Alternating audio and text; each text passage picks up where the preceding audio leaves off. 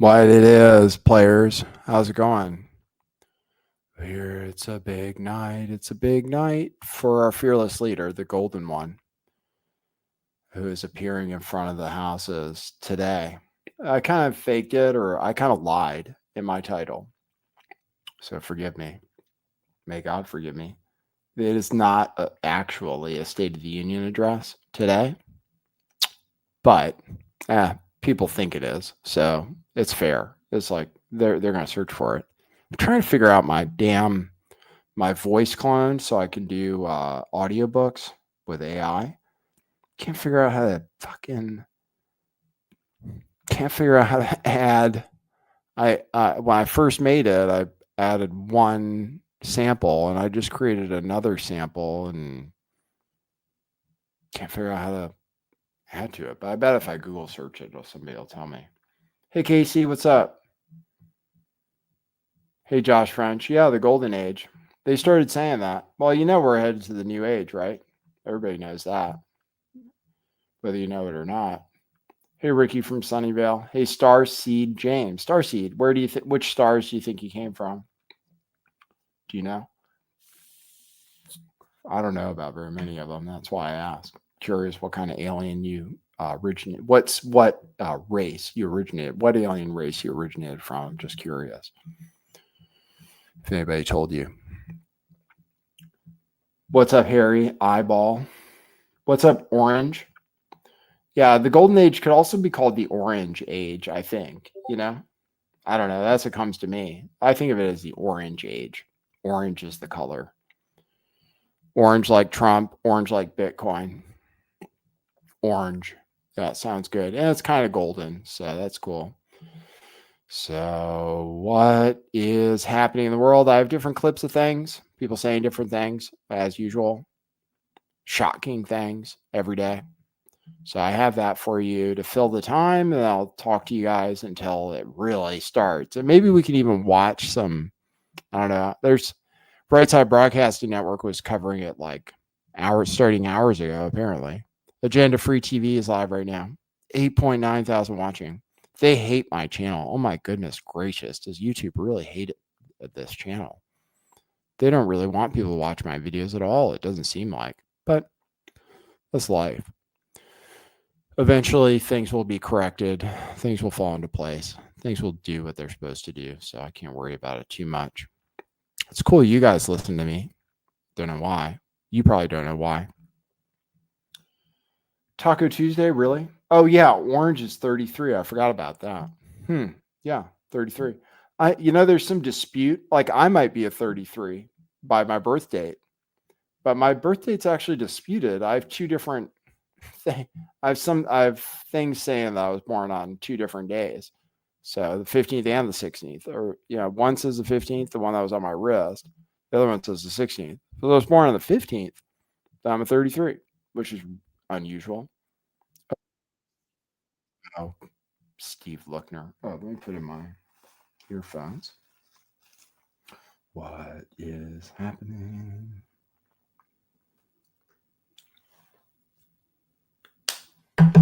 Oh, is it Mardi Gras today?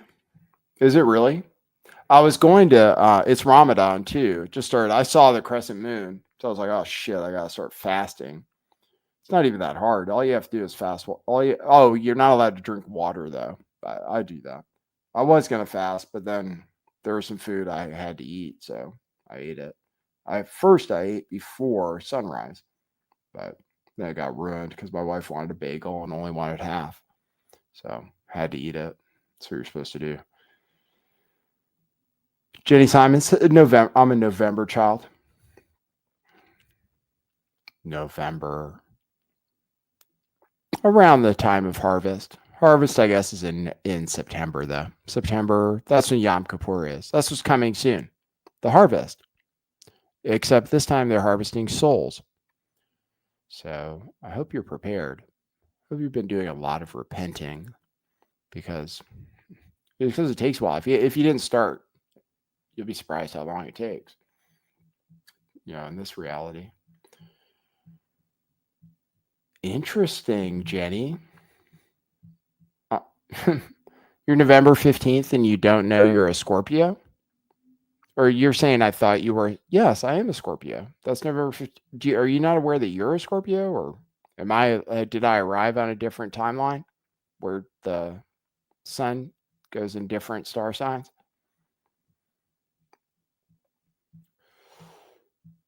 Mardi Gras, that's great. Yeah, that's when that's the last day before the party day, before you give everything up. So yeah, it's interesting. The giving things up happens at the same time. I guess it's to symbolize Jesus's wandering in the desert for 40 days, right? And where he was tempted by Satan. Satan was like, I'll give you everything. What did Jesus have to do? I forgot. I don't even know. Desert. He lived. He was tempted. He wandered. He ate minimally. They came back on a donkey with palm leaves. And everybody was like, no. Everybody was waving palm leaves. He didn't have the palm leaves, I don't think. Everybody was like bowing down to him as he came in on a donkey. I wonder if it was like a all white donkey or something. Something really stunning. It's just funny thinking Jesus on a donkey. That's all. It's like we're not that majestic thinking. Hey, everybody, I'm back from the desert. They're like, donkey. But yeah, we get to party today. Then we have to give things up. We have to give something up that we like or that we really like feel like we can't do without. But hopefully you're already focusing on God every day, and you're always being careful about what you put inside your temple. And so you don't have to give anything up because you're already following the orders from above, and you're doing a good job with your body and your eating. But if not, if you're consuming things, if you drink too much, eat too much sugar, whatever it is, this apparently is the time of year that you're supposed to abstain from those things. But you can just break bad habits too if you want. Once you realize it's possible, you just say, "Oh, let me think of something I don't want to do anymore." And then you think about it, you transmute it. That's if you're an expert. So I have. What do you guys think? That's good, John Demas. You're giving up gold Trump statue by. You mean you've been doing that? Would mean you've been doing it, which I doubt. I doubt you've been buying Trump statues. I think you're being deceptive. I'm gonna play my intro, and we'll really get into the groove. Okay, cue musical intro. Boy, that's brilliant.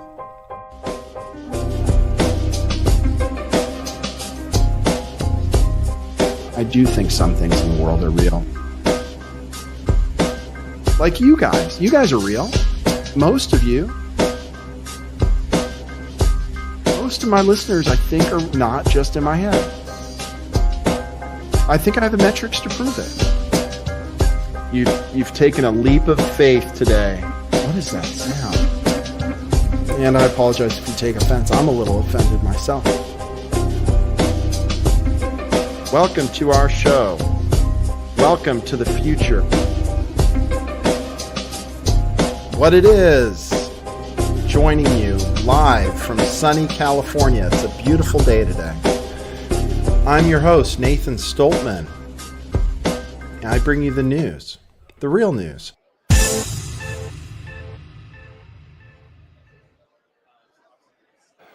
Yes, that's exactly true, I guess. Real news today. I wanted you to feel like you're right there waiting patiently for the golden one to show up.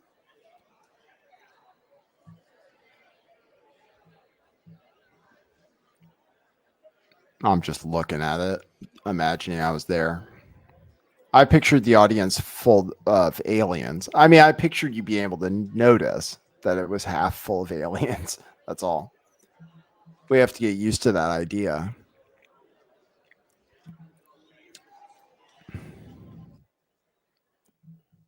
We have to, if we want to be with it. So it's like they live. We have to be able to see through their masks. Nah, that's boring what's going on so far. John Demas, 23 November. That's good. That's cusp of something, right? I don't know the signs that well. Isn't that cusp? 23rd. Scorpio and Vedic sidereal. Well, shout out to my November family. Thank you. What do you guys think of those sun signs? Do you think they're accurate? I always wonder how they could be, because I would always know people who were born in November. But then there was a guy I went to high school with who was born the same day as me, at least as far as I know, according to my birth certificate. And we were friends, and we were similar in many ways. So it's possible that there's something to where the sun was when you were born, where the stars were, etc. But I've seen analysis of my birth chart, and I didn't think it was that accurate. It wasn't that accurate to me. So I don't know. They say that, oh yeah, some Christians are still under the impression that we're not supposed to know about astronomy. I found out is that some Christians actually think we're actually not supposed to know about the stars, because that's what those are things that the fallen angels taught people. But actually the good angels taught Enoch the stars. So obviously it's okay for some of us to learn about it.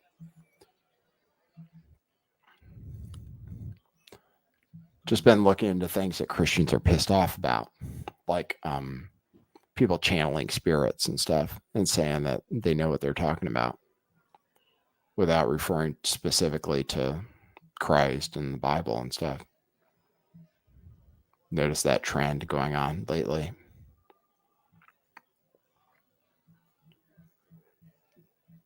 Scotty says astrology we're not supposed to study. I see.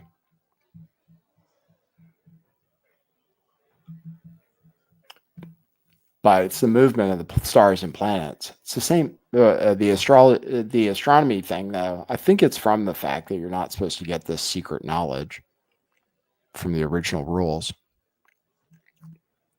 All right, so you guys want to see what's going on in the world? I'll show you stuff. I mean, there's nothing going on in on this screen here. It's literally just like interns. So I'm going to mute the volume. We can still look at it in between phases.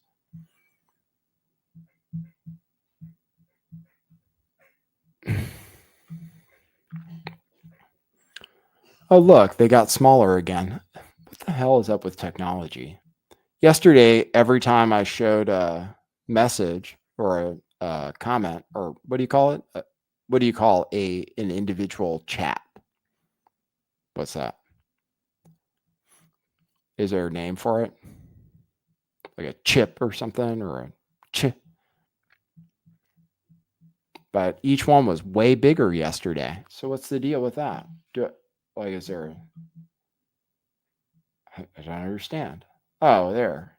Let's see. There, that's a different theme. But it was even bigger yesterday. There it is. Okay, got it. Okay, I solved it. I solved the technology issue. Thanks, Harry. Thanks, Harry Eyeball. You're based. Chrissy Tina, I don't think it's a comment. I don't think so, because a comment is under the video. It says comment. What you're doing is chatting.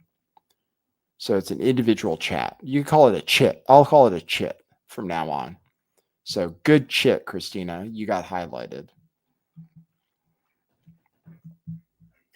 I disagree about the comment theory. What do you think's going on in the world? What do you think he's going to talk about? Oh. Yeah. Why not catch you up on the news?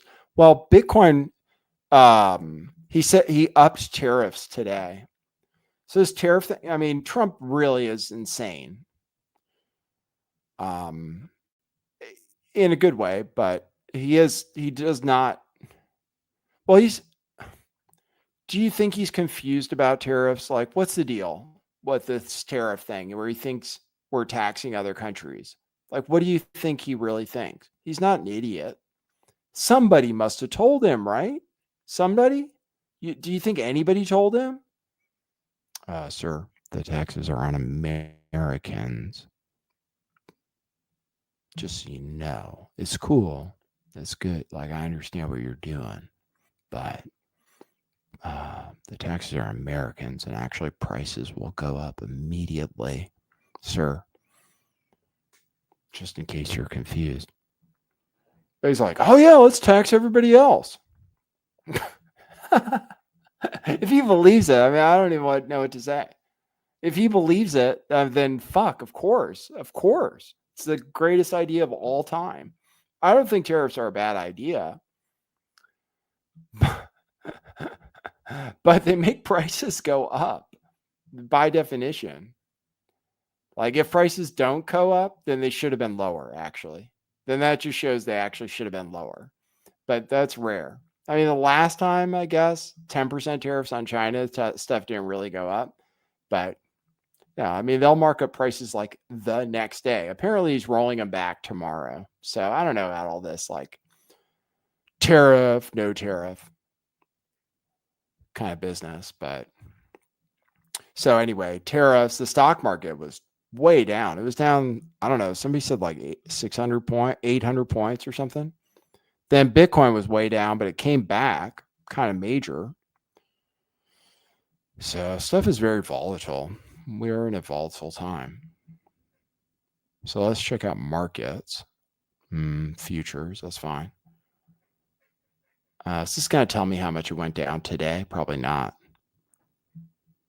Okay, I have to check. I have to go markets, indices, major indices. That'll tell me what it closed at. Yeah, it was down 670 points today, the Dow Jones. That was, nothing compared to Bitcoin or anything as far as how much it moves, but people think that's a lot. And it's been going down recently more than usual. So we'll see. People really were excited about Trump, but they probably didn't believe he was going to do a lot of stuff. I mean, I think that is a large part of it. Like, they actually didn't believe he was going to do the tariffs when it came down to it. They thought he was just threatening. So now that he's actually doing it, they're kind of like, the thing is, we're potentially pulling a lot of money out of the economy with all these job cuts and stuff. This year, the government workers will still make a lot of money, but you got the government spends a lot of money to kind of artificially inflate our GDP. So if we spend less money and we don't immediately cut taxes drastically so that people have more money in their pockets to be able to pay for stuff that's more expensive. If inflation comes down, if the price of anything goes down besides plasma TVs, or no, they're not even called plasma anymore, besides 4K TVs, I'll be shocked.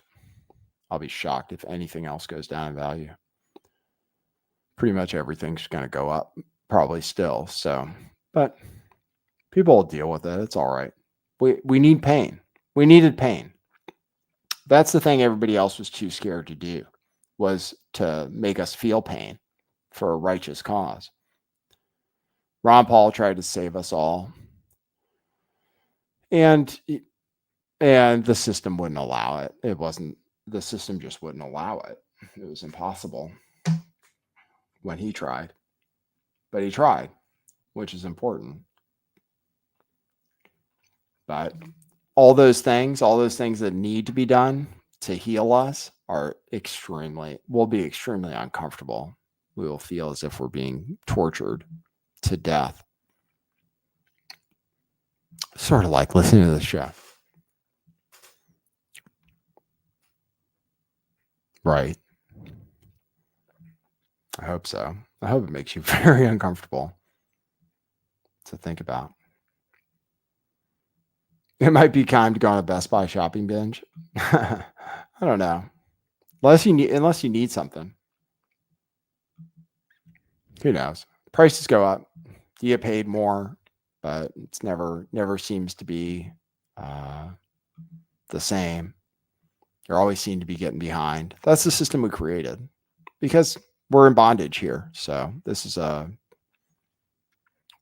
I want to say torture chamber. It's not exactly torture for everybody. I mean, it's supposed to be acceptable, but that's life. Don't you think? But soon it'll get better. Soon everything will be exposed. But people don't realize, they're like, oh yes, exposure or disclosure. They're just glad it's not them. But at the end, it's all going to be disclosed, by the way. Everything. To everybody. So there will be disclosure, but it will include your misdeeds, sir and madam. So make sure you're ready for everybody to know everything about you, because that's how it is in the future, when we all know everything, supposedly.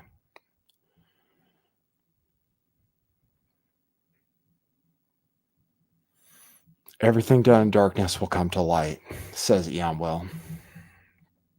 Yes. So we are in the age of disclosure. Things are being disclosed, kinda, but we're still human. We're still not correct. We're still not perfect. So we're gonna fuck it up. But there will be disclosure. Things will be known. Things are known. Things are becoming known in this age, which is the end of an age, which really should already be the beginning of an age. Things were supposed to happen in 2011 or 2012, according to the ancients. 2011 or 2012 is when we were supposed to cross over, but time is very,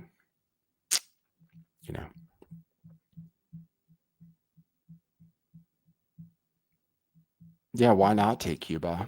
That we could free them. We have a legitimate reason. Free the people of Cuba from tyranny.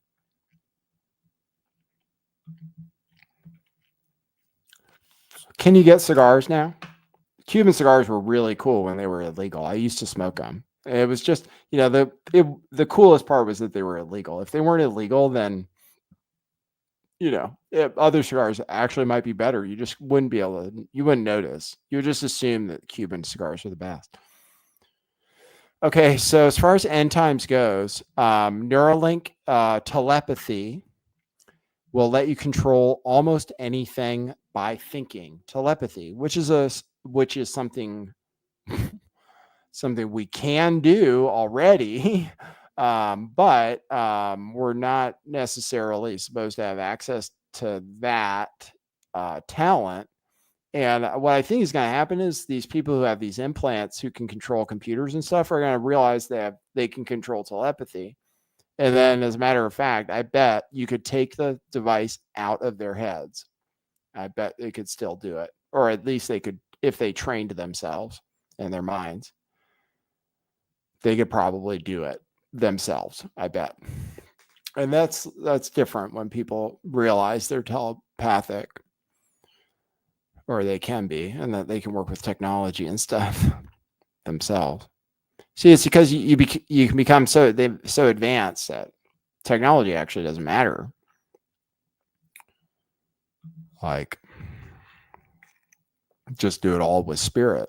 So it's something I'm concerned about. I mean, for sure. The fact that what I'm most concerned about is the idea of actually being able to control another living thing with your mind, which is 100% possible now, I believe, based on the technology that already exists. For sure, you can control a cockroach with your mind. They just haven't done it yet. But you could 100% for sure today, and a long time ago already, control, a long time ago, relatively, but I mean, before 2025, you can control animals with your mind using Elon Musk's technology. Because if you can control a computer and you can install a computer on a cockroach to move their limbs, then it's like steps away from fully. See, people don't realize that their soul, they can what do they call it?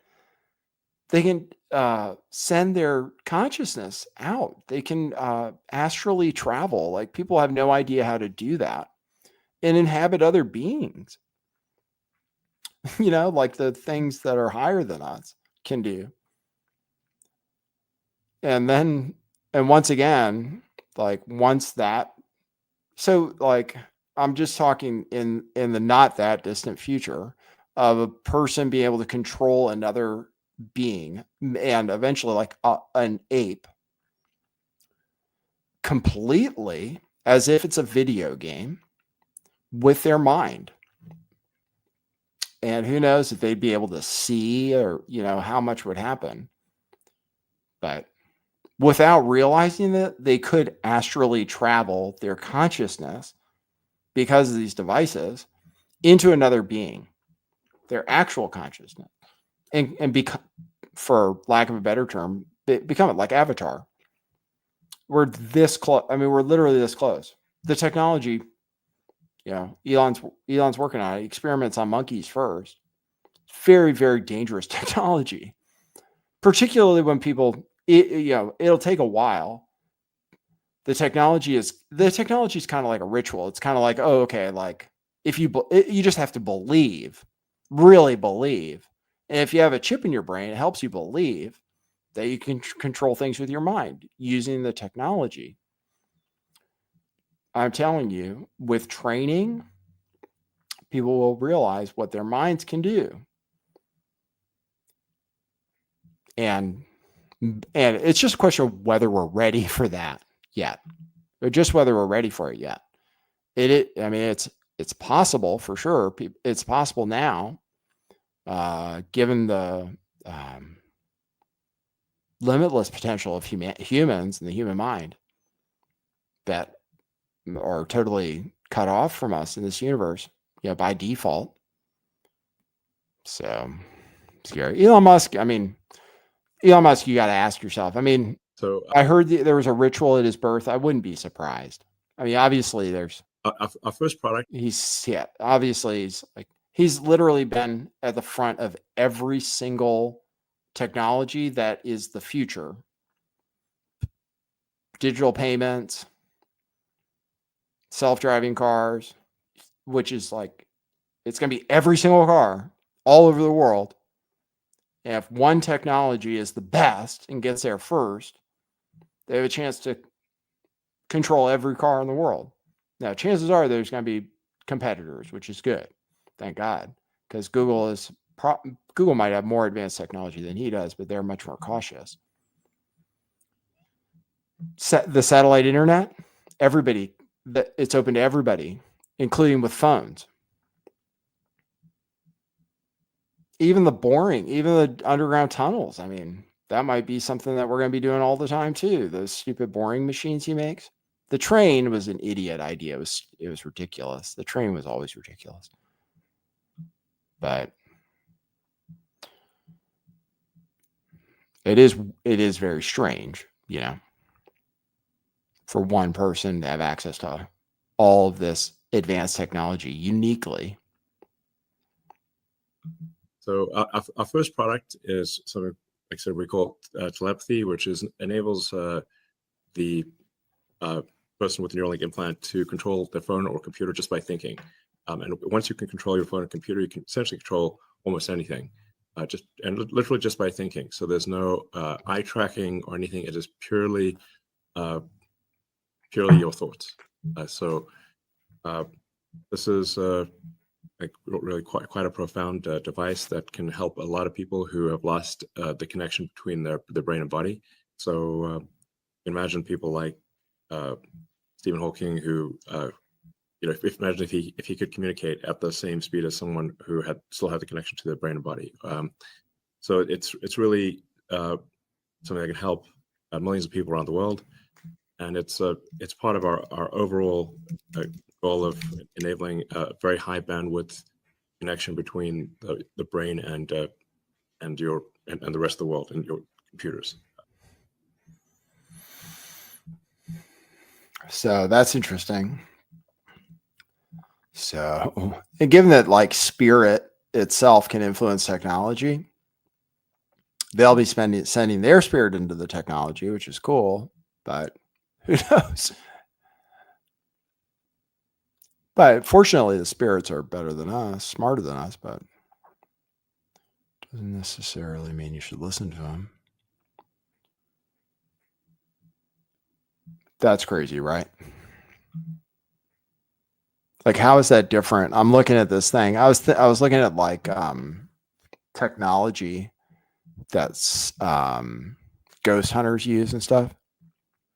They use speakers that pick up stuff, that'll theoretically transmit spirit, stuff you can't hear.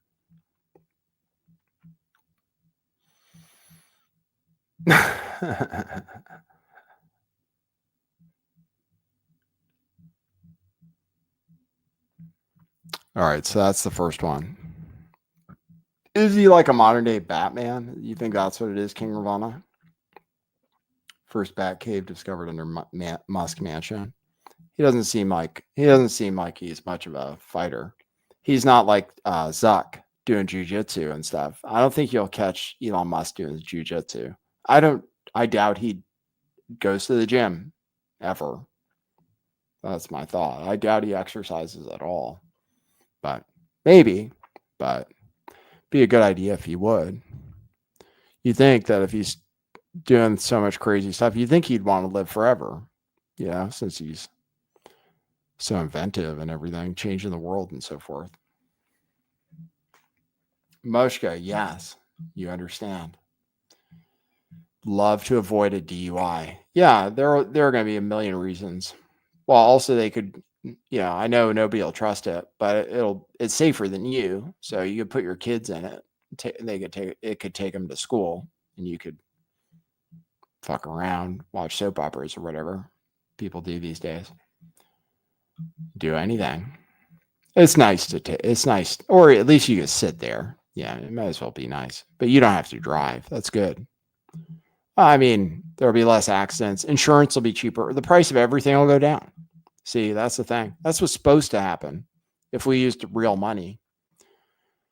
The price of everything will go down pretty soon because of automation. So that's the good news. There are actually deflationary forces, which is and has pretty much always been technology. Advanced technology brings down costs of things rapidly, usually, but we have inflation by decree, so doesn't matter. Price will still go up. Like iPhones would actually be cheaper than they were when they came out if we used gold, even though they've doubled in price. But think of the first iPhone. I got it for my girlfriend. For some reason, I didn't get an iPhone when they first came out. But think about that iPhone, like the pictures it took and how much memory it had. It was like 2 gigabytes total. They sold one with 2 gigabytes. It was $500. If it was gold, it'd literally be cheaper and then it would be cheaper every year because they're staying around $1,000. But see, we have inflation. That's why. So we have inflation. It's not even counted. It's inflation because it stays the same price, basically. I mean, we use inflation to make it stay the same price. If it weren't for our currency. All right. What else do you guys want to know about? Let's see. Oh, are we close? 5:35. Okay.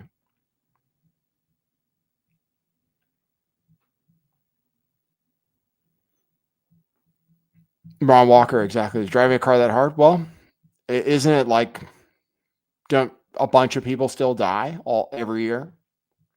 So it's hard enough. The problem is like you can't ever make that mistake. You just can't ever make the really bad mistake. Because if you do, your life could be ruined and stuff. You could die, be maimed, kill your children, kill your wife, be left paralyzed, thinking about it, wishing for death, but death never comes. I mean, that's what could happen to you if you drive yourself in the future. You just get ready for like the And then they'll be like, oh my God, this person was driving. They'll be like the measles. Like everybody got measles and it was no big deal. Nobody cared because it only kills people that are pretty much dead already and are going to die soon. So people are used to it, but now that it's not around, people are like, oh my God. That's going to be like self-driving cars. If you drive a car yourself, people are going to look at you and, you know what I mean? They'll be really mad at you. Or if you have a ice car or something. All right, let's see what else is in the news. I'll show you this. See what it is. It's only been in office for 6 weeks. Seems like 6 years, doesn't it? Mm-hmm. And he's been going around with his cronies touting his so-called landslide and blowout win. But he won the popular vote by 1.5%, one of the smallest ever. And he won the general election by less than 50%. So what kind of mandate is this really? Well, it is a mandate, and I'm going to explain why. And I don't mind the question, but let me be very clear. I'm no supporter of Trump. I'm a supporter of truth and the facts. And here's the facts. The man won every swing state. He increased in terms of his voter turnout in his favor from the standpoint of blacks, Latinos, and young voters. He increased his numbers in that regard from 2020. 89% of the counties shifted to the right. That's a mandate. We can sit up there and play around all we want to. In 2020, Trump didn't win the popular vote. He didn't win the electoral college vote. A matter of fact, the Republicans hadn't won the popular vote, if I remember correctly, since 2004. But they did this year. So 20 years after they last won the popular vote, they won the popular vote. They won the electoral college vote. The man won every swing state. And on top of it all, 89% of the counties shifted against. I don't understand how people can look at that and say, there's no mandate. There's a mandate. Well, it's a different definition of a mandate, I guess. But the problem is that if you're the Democratic Party and you lost 49.8% to 48.3%, and you're looking at that 1.5% dip, that's an excuse for you to say, what we did really wasn't that bad. Some people didn't we should continue to do that. Don't continue to do it. Find a new strategy. There you go. That's Stephen A. Smith putting a white person in their place. Appropriate for these times. Vivek, who I assumed maybe his career isn't over. Since you mentioned Nick Fuentes, Ian Will, I have a Nick Fuentes tweet right in my line of sight. So I'll show you that. Langley, according to the official count, that's incorrect. Langley Larper. Certainly no one recognizes that the first time he won the popular vote, he won the electoral college by a little, by, God's intervention. But he did not win it the first time nor the second time, according to the official numbers. If you know that information that you're saying is true, then it's possible that they lied to us officially. So, all right, I have Vivek, who I kind of thought his career would be over after what he said about white people. Let's see. I believe in being consistent about my policies where... So your father is not a citizen of the United States? He's not. Okay. And your mother, when did your mom take the citizenship test? Was it before or after you were born? After I was born. After you were born. Okay. After years of being in this, following the legal process of becoming a naturalized citizen, she followed it through the legal process. And so I think you gained citizenship through birthright then? Well, but you gain citizenship through birthright citizenship in that sense too, right? I mean, every American. So what I want to do is revive a vision of citizenship where every kid who enjoys... I'm sorry, just to backtrack. So your father is not a citizen, They came to this country legally. I believe in being consistent about my policies where... So your father is not a citizen of the United States? He's not. I guess they're digging at him for that. Maybe he's saying something about immigration, but if he was there legally, I mean, what are you going to do? I don't know how the new thing is where they say people don't get birthright citizenship. I understand the policy. I mean, I understand well, it isn't even a new policy. It could just be a reinterpretation of the 14th Amendment. So Zelensky. So I was talking on my show. I said all we have to do is cut off the money to Zelensky, and then Trump did immediately. And apparently Zelensky's ready for a deal. That's what I heard. So let's see what this clip shows. Stephanie Bailey, did he show his feet at some point? I didn't see that. Was he not wearing shoes? Somebody else mentioned it.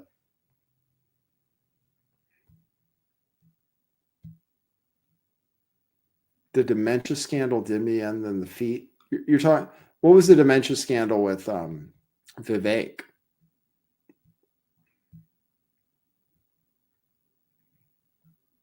Moshka. Miss Jelena.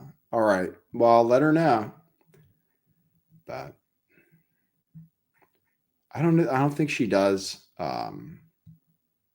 podcasting or anything anymore. But here is Trump talking about it. Everybody has to get into a room, so to speak, and we have to make a deal.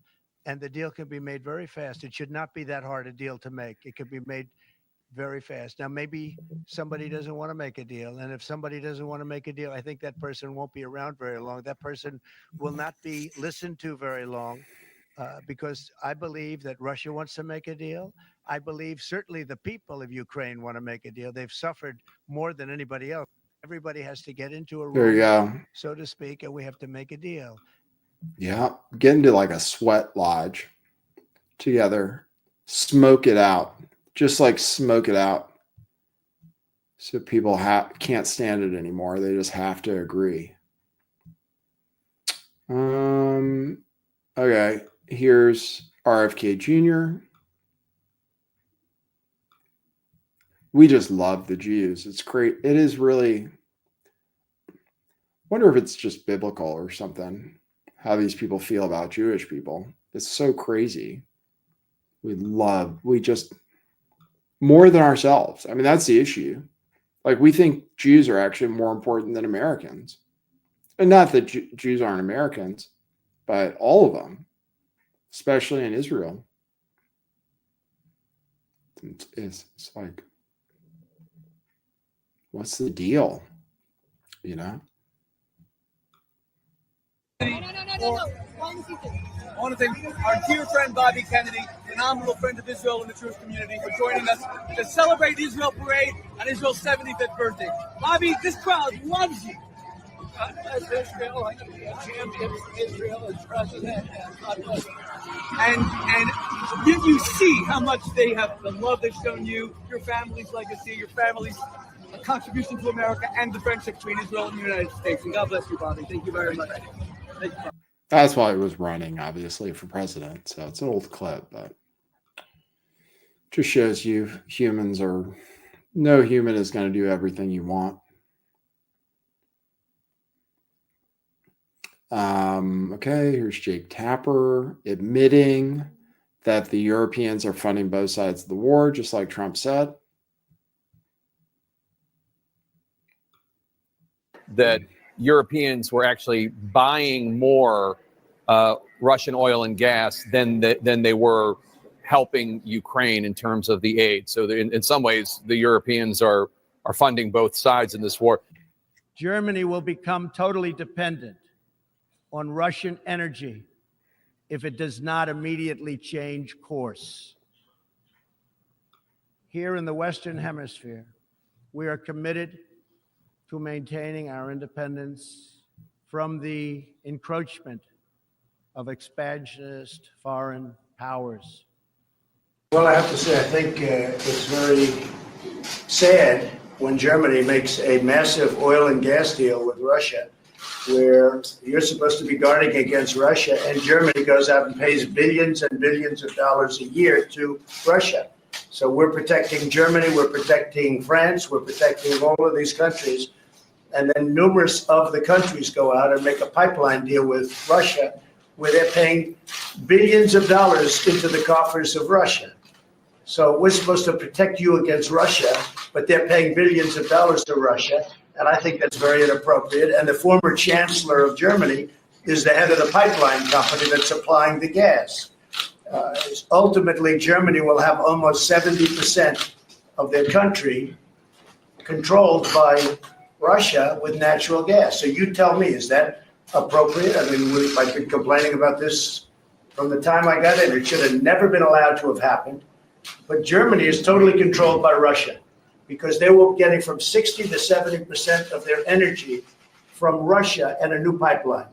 And you tell me if that's appropriate, because I think it's not. And I think it's a very bad thing for NATO, and I don't think it should have happened. Now, if you look at it, Good enough. Germany. Yeah, I mean, obviously, Trump is right about everything. All right, here's all of the Democrats, and it wasn't just three.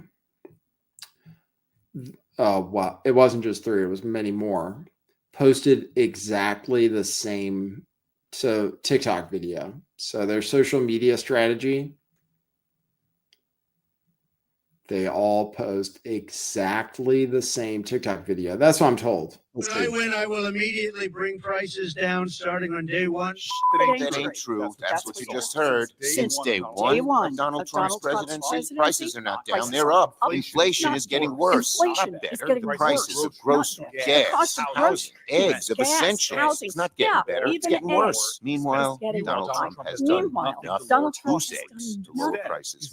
Instead, he's part of violent who savagely beat police officers on January 6th.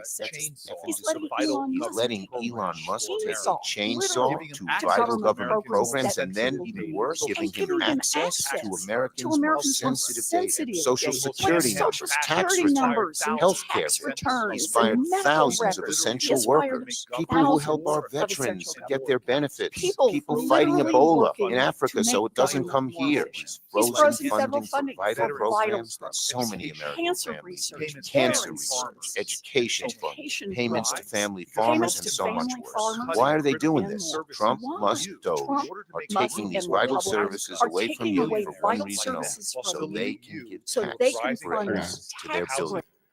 I almost made you watch the whole thing. Billionaires Club, tax breaks, a housing crisis. All of those things at the same point. Billionaires Club, tax breaks, a housing crisis. Okay, we have talking points. It's a Billionaires Club, tax breaks, housing crisis. Hey, MP Branch, what is the prophecy in the Bible about the 75th anniversary? Is that some kind of cycle for them? Fig tree. We're almost at the State of the Union, or the fake State of the Union. It's just called the Joint Session of Congress, or Trump addresses Joint Session of Congress, but I didn't think that made a great title for the video. And anyway, I thought it was a State of the Union, so it's fair. I didn't know. Let's see.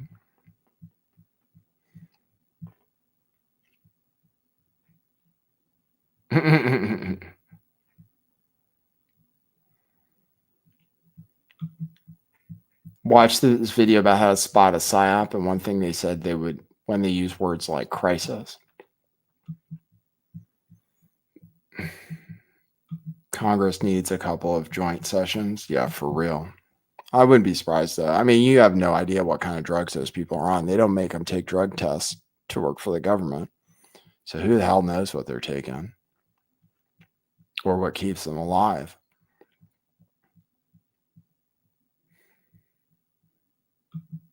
Judgment comes to Israel before the generation passes away. Israel was created in 1948. So before everyone that witnessed that dies, the prophecies will be fulfilled. While human beings can live about 120 years, it looks like right now, so far, right now at this current time, seems to be the maximum. So we still have a few years left, probably before everybody's dead. But yeah, Israel definitely has it coming. Certainly. which I think some of them are aware of. They definitely have it coming.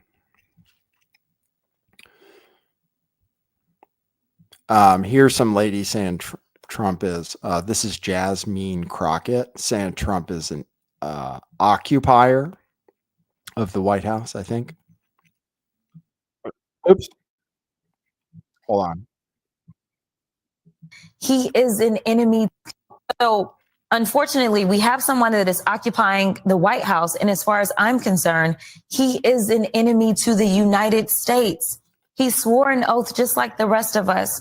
But right now, when you are literally putting us at risk, all because of what? Because you want to convince your followers that you should be a dictator too, that you should never leave the White House because you don't believe that elections should take place. I don't really understand what is going on. And I don't know what it's going to take to get people to wake up. So unfortunately. Yeah. So that's the rhetoric we have now. Here we go. I'm just going to give you a bunch of clips because the show's about to start. My favorite part of this episode. There's people standing there. Hold on, I'll show you. There's Cash. Appropriate length tie, which is nice to see. There's those guys. Mike Johnson. Into the chamber. The following: the gentleman from Louisiana, Mr. Totally Scalise. The gentleman from Minnesota, Mr. Emmer. The gentlewoman from Michigan, Mrs. McClain. The gentleman from North Carolina, Mr. Hudson. The gentleman from Pennsylvania, Mr. Reschenthaler. The gentleman from Utah, Mr. Moore. The gentlewoman from Indiana, Mrs. Houchin. The gentleman from Oklahoma, Mr. Hearn. The gentleman from New York, Mr. Jeffries. Okay. I'll leave it very quiet. The gentleman from California, Mr. Aguilar. The gentleman from California, Mr. Liu. The gentleman from Colorado, Mr. Nagu. What do they have to say that for everybody? Washington, Ms. Delbene. Okay, let me show you this. Show that people like Trump better than Biden.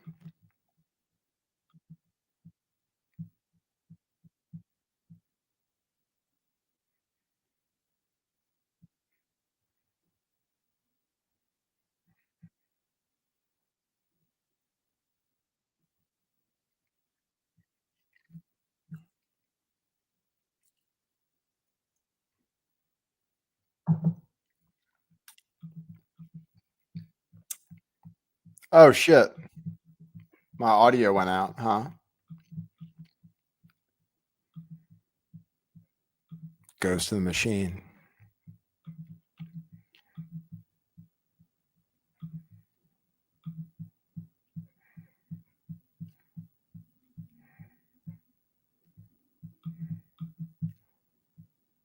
All right. I'll finish playing this.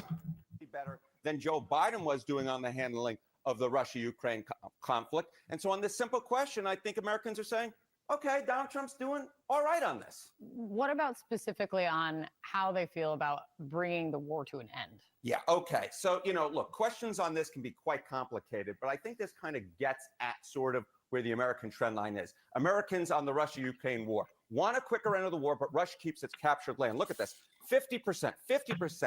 Bare majority coming in here. Support Ukraine's right to fight, even if it means a longer war. That's at 48. This is very, very close. But the trend line on this question is so important because that want a quick end of the war. Look at this. You go back to August of 2022, it was at 31%. Now we're at 50%. I mean, that is a rocket ship upwards in terms of the Americans who want a quick end to the war, even if it means Russia keeps the captured Ukraine land. Americans are moving closer and closer to wanting a compromise, even if it means that Ukraine doesn't really get what it set out to want, at least at the beginning of this war. There you go. That's the official numbers from the people. There are people out on the street here protesting Elon Musk.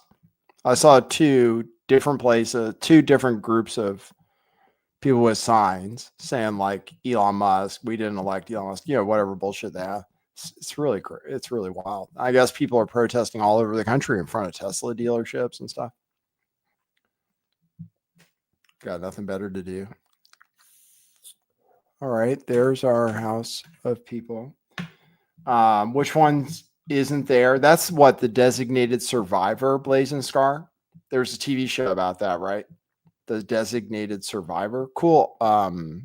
artwork.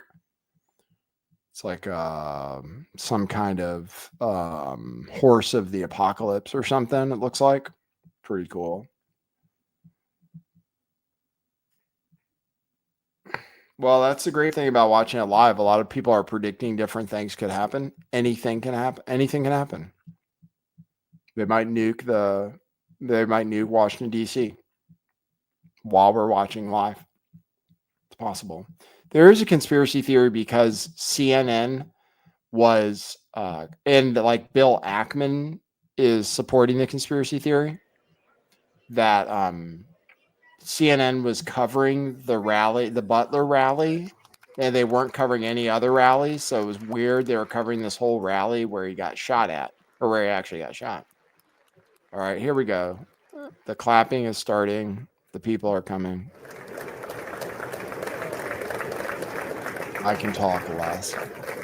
We can observe history.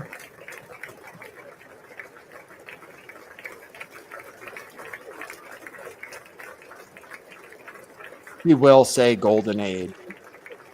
Guaranteed.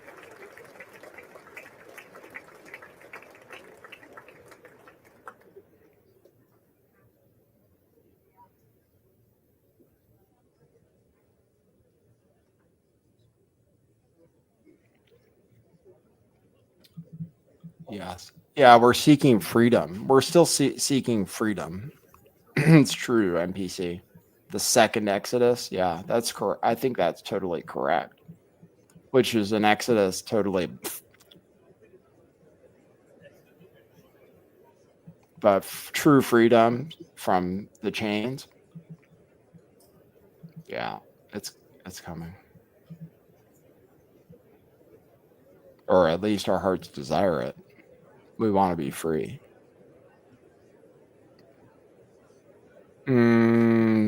Boring. All right, let me see if I have any other clips for you.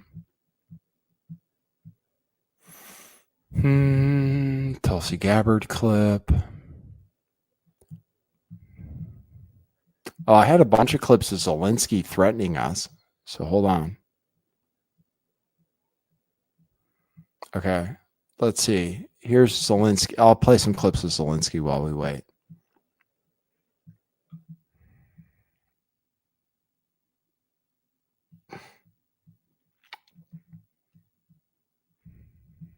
Oh, it's very long. And you might have to read subtitles.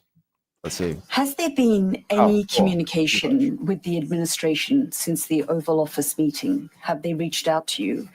And separately, you talked about resignation a few days ago. How are you thinking about elections? Yeah. Ну,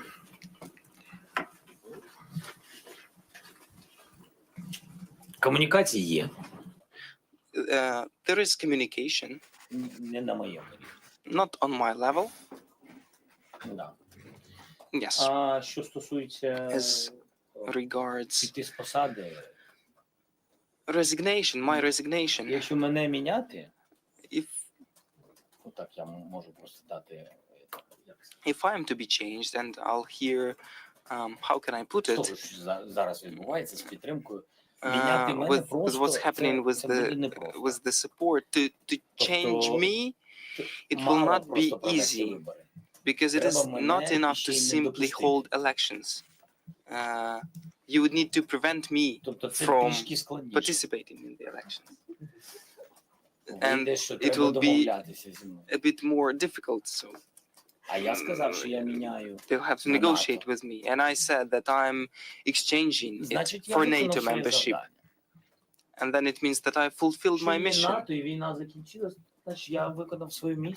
There is NATO. It means I've fulfilled my mission. Although, honestly, looks like the people, and I'll not be calling their posts, naming their posts, but the citizens of other countries are telling Ukrainians which president they should have, especially if these people occupy official posts.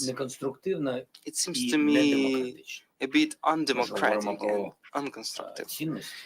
we are speaking about the values, and it definitely looks not very democratic. Although I'm openly saying maybe it is a solution for Putin, for everybody. If I'm not that flexible as they say, I'm exchanging it for NATO. Can I just ask, you alluded to citizens of other nations. I mean, since the incident, Senator Lindsey Graham said that perhaps you should consider resigning. Speaker Mike Johnson today said that maybe you should consider resigning. Is your attitude it's not their business?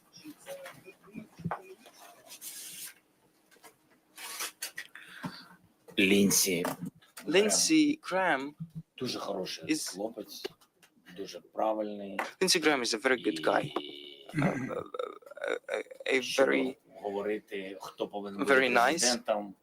And speaking who must be the president and whether I shall resign, I can give him the citizenship of Ukraine. He will become the citizen of our country, and then his voice will start to gain weight, and I will hear him as a citizen of Ukraine on the topic of who must be the president.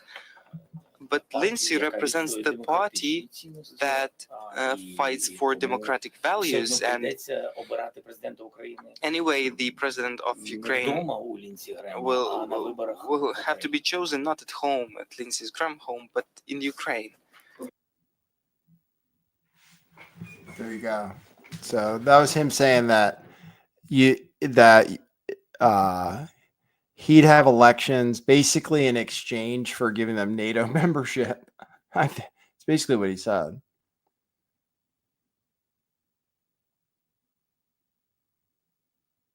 Watching the thing. Here's the thing. I hope it's good. When Trump's on a voiceover, I'm sorry, when Trump's doing a teleprompter, he's not very engaging. So hopefully he has a good speech. Is that Mike Flynn? Mike Flynn's the tan one, it looks like. Is that him there? Oh, there's Melania, everybody.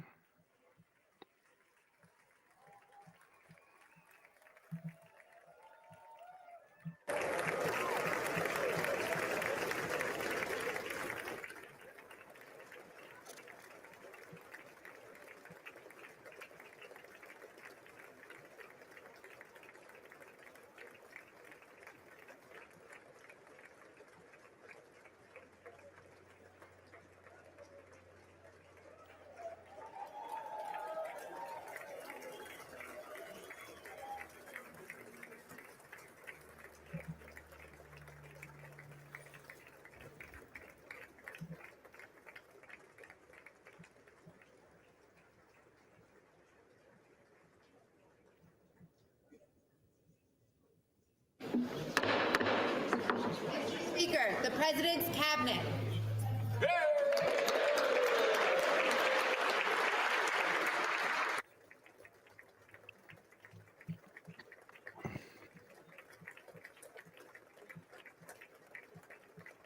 Can I identify any? Oh yeah, there's Rubio.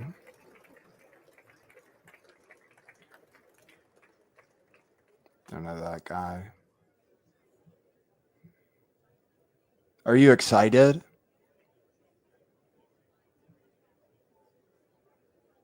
Trump talks to the media a lot, so you get to hear him speak more often. So it's not as novel as when Biden actually talks to people, which was never. Oh, man.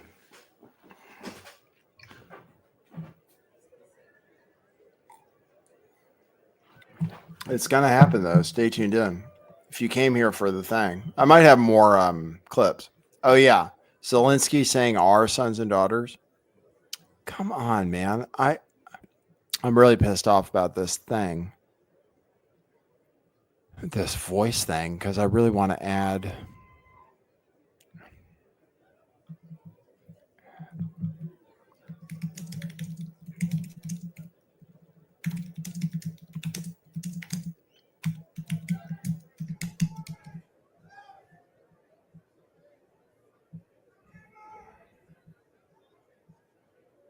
See, it doesn't. Oh, these motherfuckers.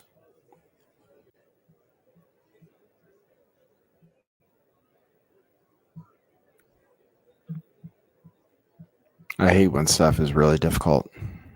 Choose instant voice clone. Well, I literally can't because I already did the voice. I just want to add to it.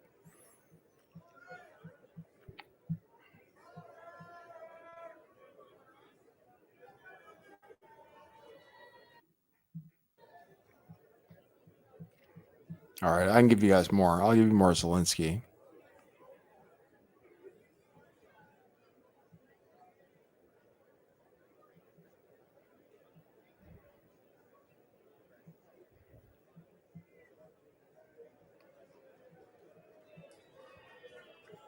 I literally don't think they're going to let me do it. I'm going to have to pay a bunch more money just to do it, I bet. That sucks. That's so stupid. Like they don't let you add more. What is that?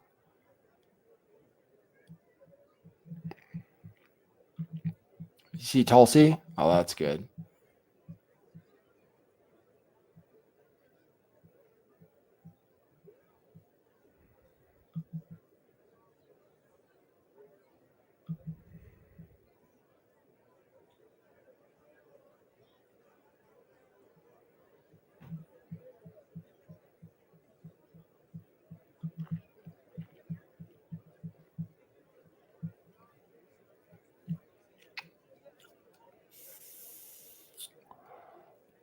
When do you think it'll start? You want to take bets? What is it? It's 9:08 Eastern. So it's going to take a while for everybody to shuffle in and shake everybody's hand. Oh, yeah, there's Hegseth. Everybody got confirmed. Except for Gates. Everybody got through. Crazy. Trump is firmly in control of his party. Firmly.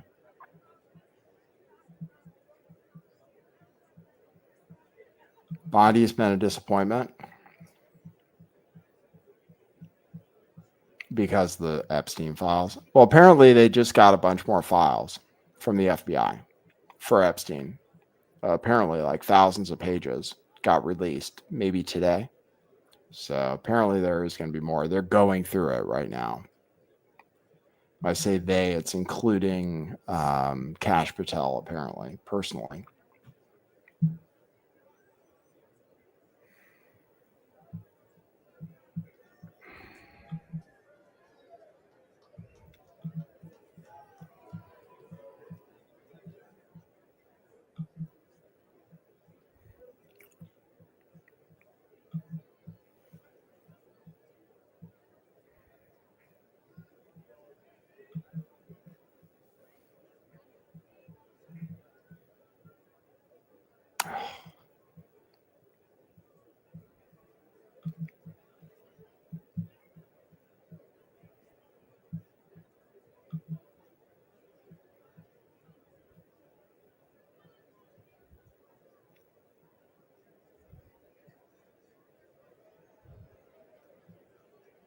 Oh, give me a break.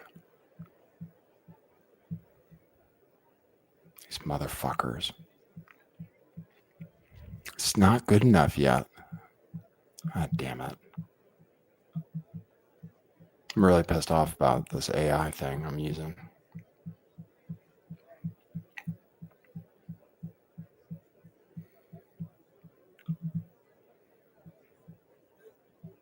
People are filing in. There will be a speech. You're here for it. Good for you. We're following what happens in our country. I played you clips of Zelensky. I think I played you all the relevant clips.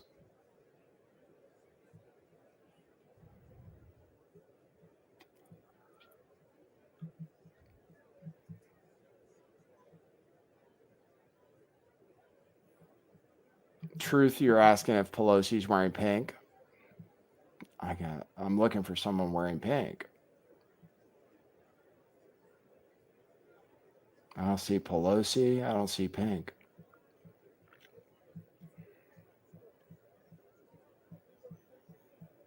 Elon Wells here for the time traveler, Baron. Yeah, well, he certainly is tall.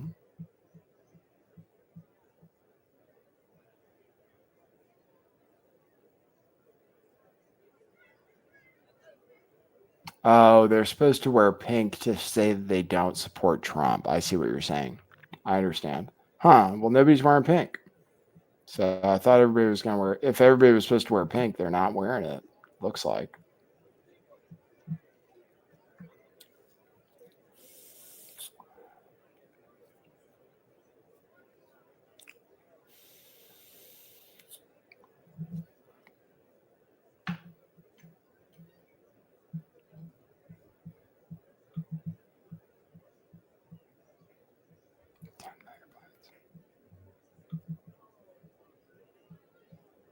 Okay, well, let me see if I can tune this stupid voice to be better.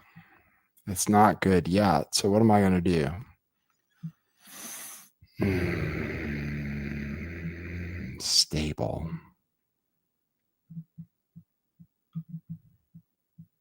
Seven, the principle of gender. Gender is in everything. Everything has its masculine and feminine principles. Gender manifests on all planes. The Kabbalion.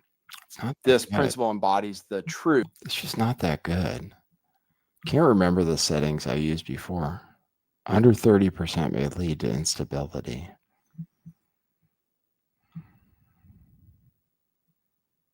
Similarity, then you can change to whatever the hell that means. I'm gonna regenerate something much shorter. I'm monitoring the event. We're just playing around with AI. 7, the principle of gender. Gender is in everything. Everything has its break. It's awful. What the fuck? Similarity. What the hell does that even mean?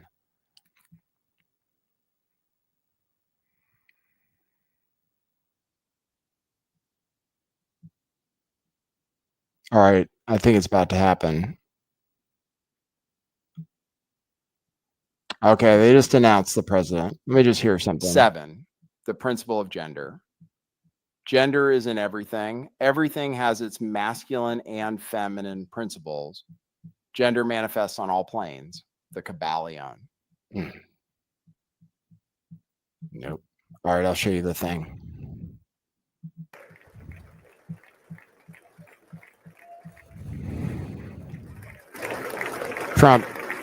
Trump is here, the commander, the king, the Lord, Savior, right? The golden-haired wonder, the golden one.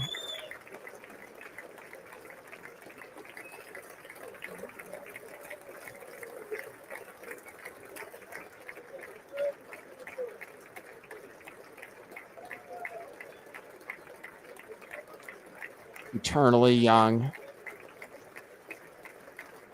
Requires no sleep. Only requires Diet Coke throughout the day on demand.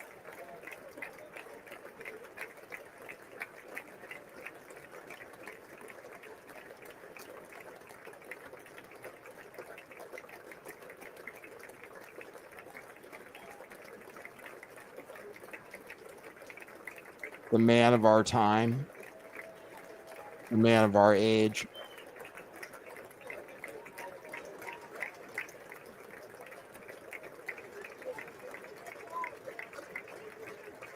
That guy, him, otherwise known as that guy.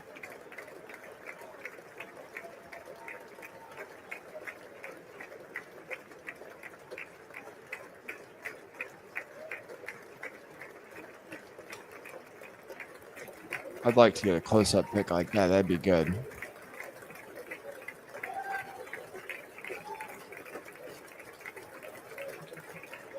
Oh, speaking of which, I'm suddenly hungry. The sun's down, so it's appropriate. I'm hungry. I could eat in the middle of this too, if I had food. But there's always DoorDash.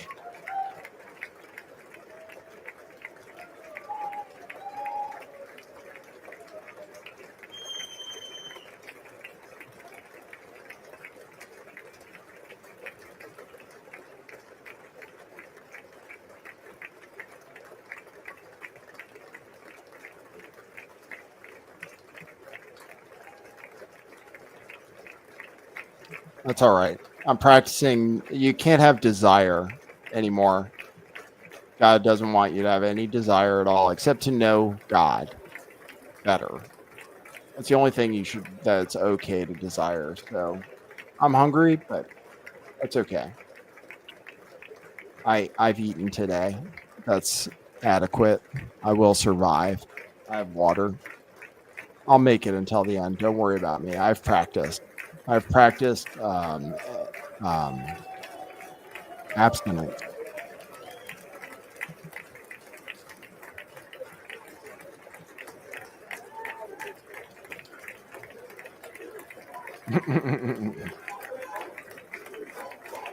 Yeah, it'd be great if he danced to YMCA. The finger point, there you go, that's classic. Hopefully he announces a new batch of NFTs. That'd be funny. Here you go, guys.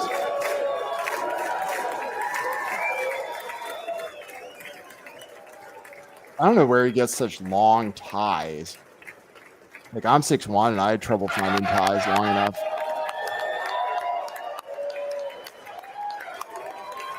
But they looked right.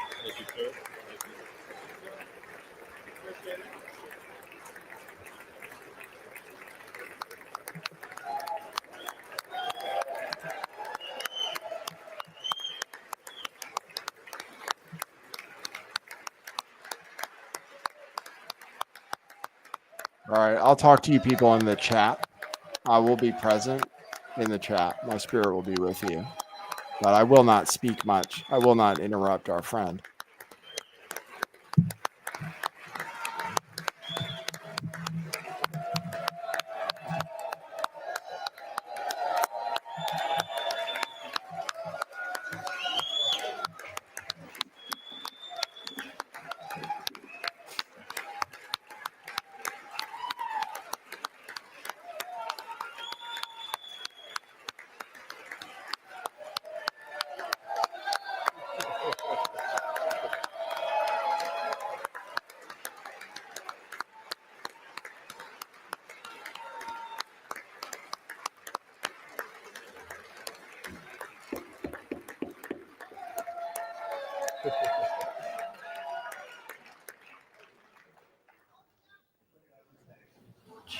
Speaker Johnson, Vice President Vance, the First Lady of the United States,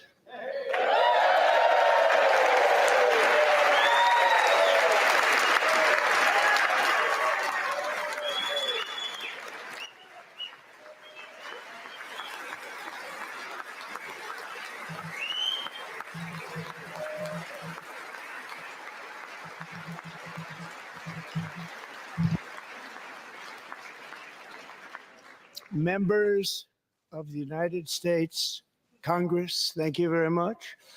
And to my fellow citizens, America is back.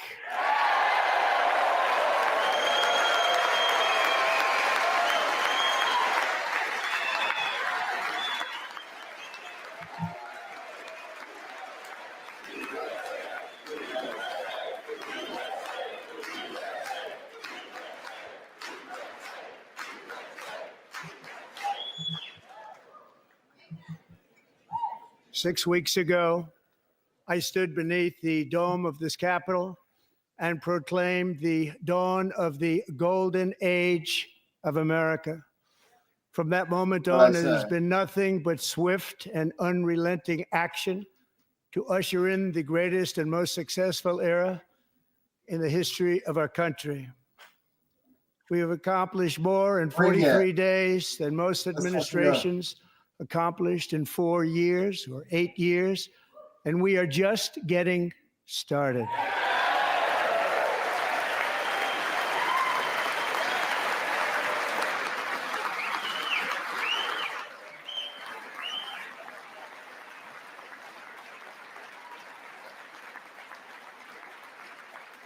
Thank you. I return to this chamber tonight to report that America's momentum is back, our spirit is back, our pride is back, our confidence is back, and the American dream is surging bigger and better than ever before.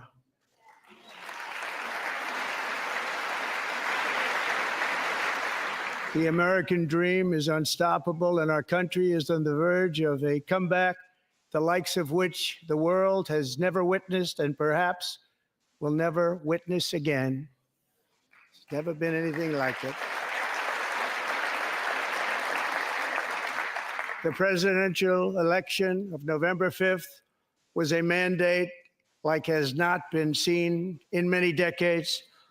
We won all 7 swing states, giving us an electoral college victory of 312 votes.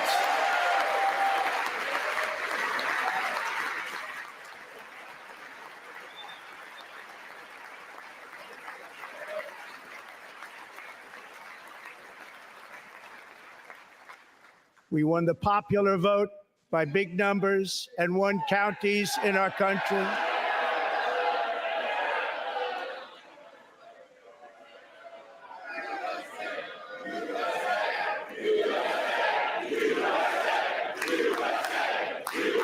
Who was that?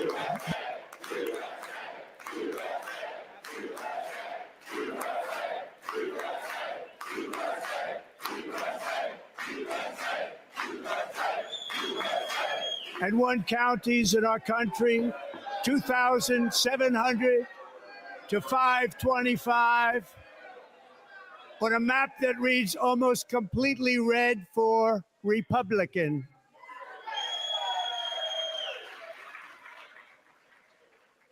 Now, for the first time in modern history, more Americans believe that our country is headed in the right direction than the wrong direction. In fact, it's an astonishing record, 27-point swing, the most ever.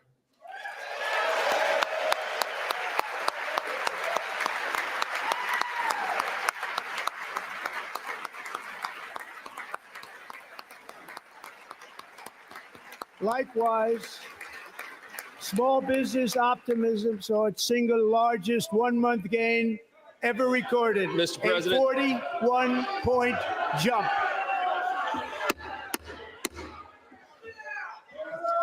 Members are directed to uphold and maintain decorum in the House and to cease any further disruptions. That's your warning.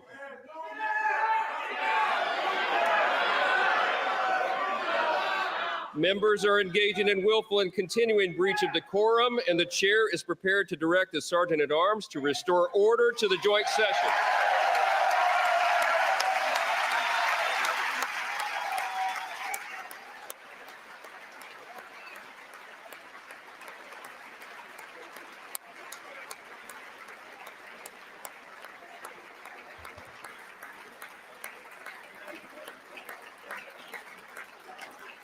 I like that it got nasty Mr. Green, take your immediately. seat. This is Take your seat, sir. reflective of the times. Take we your live seat. in. Finding that members continue to engage in willful and concerted disruption of proper decorum, the chair now directs the Sergeant at Arms to restore order. Remove this gentleman from the chamber.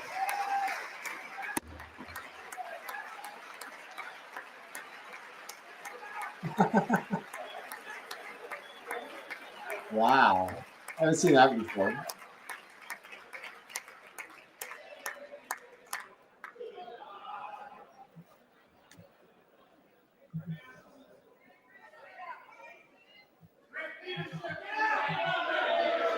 Go.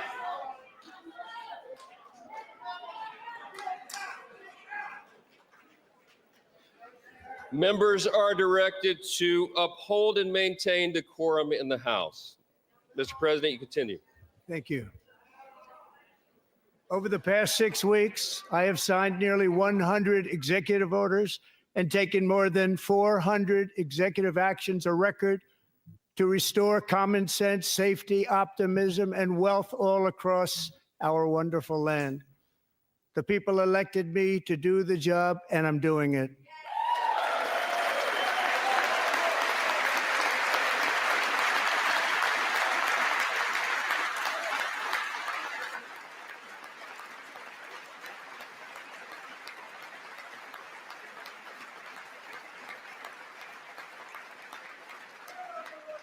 In fact, it has been stated by many that the first month of our presidency, it's our presidency, is the most successful in the history of our nation. By many. Everything is the best, ever. And he said the best that ever will be. And what makes it even more impressive is that will you know never who get number better two than is? these 4 years. George Washington. Ever. How about that? How about that? I don't know about that Ever. list, but we'll take it. Within hours of taking the oath of office, I declared a national emergency on our southern border, and I deployed the U.S. military and Border Patrol to repel the invasion of our country. And what a job they've done. As a result, illegal border crossings last month were by far the lowest ever recorded, ever. Ever.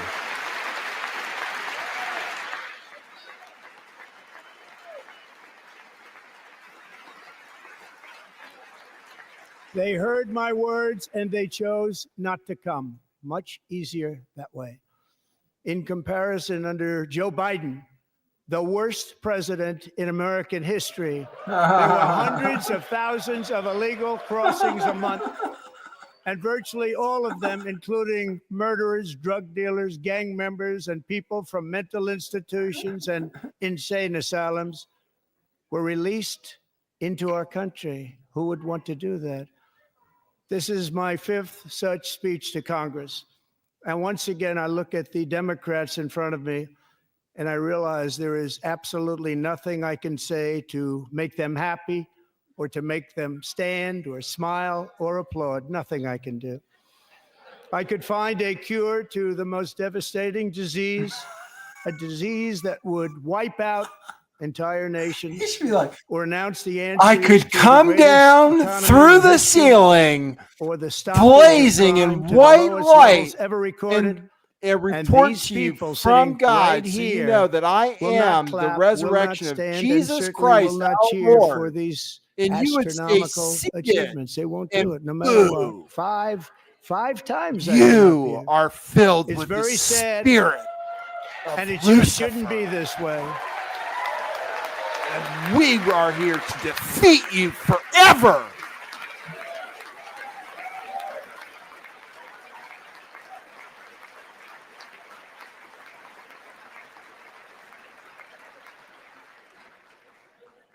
So Democrats sitting before me, for just this one night, why not join us in celebrating so many incredible wins for America?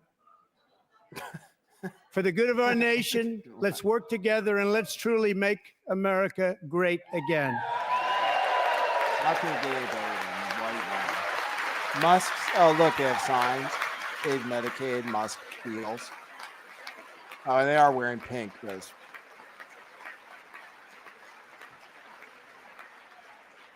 every day, my administration is fighting to deliver the change America needs to bring a future that America deserves, and we're doing it.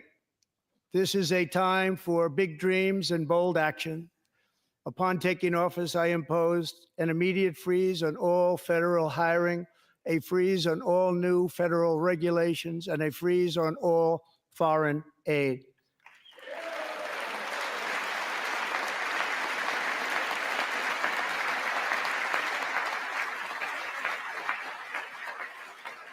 I terminated the ridiculous Green New Scam. I withdrew from the unfair Paris Climate Accord, which was costing us trillions of dollars that other countries were not paying. I withdrew from the corrupt World Health Organization.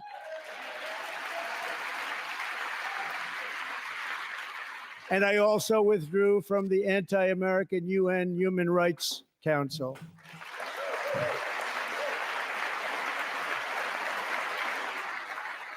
We ended all of Biden's environmental restrictions that were making our country far less safe and totally unaffordable.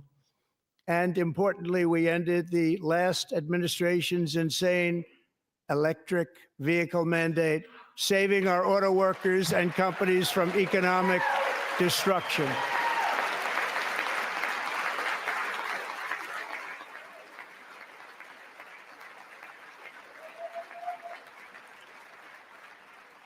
To unshackle our economy, I have directed that for every one new regulation, 10 old regulations must be eliminated, just like I did in my very successful first term.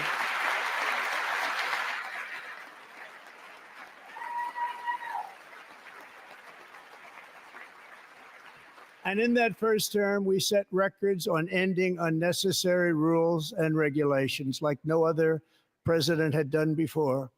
We ordered all federal workers to return to the office. They will either show up for work in person or be removed from their job.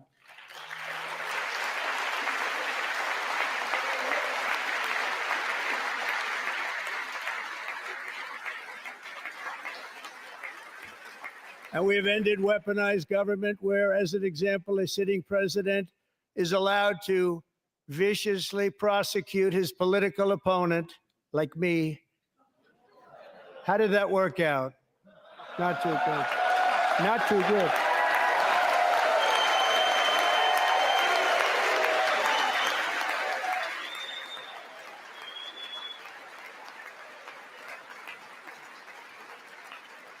And I have stopped all government censorship and brought back free speech in America. It's back. I wish you would say it. It would be funny if you said something very controversial, like the N-word, for example. And 2 days ago, I signed an order making English the official language of the United States of America.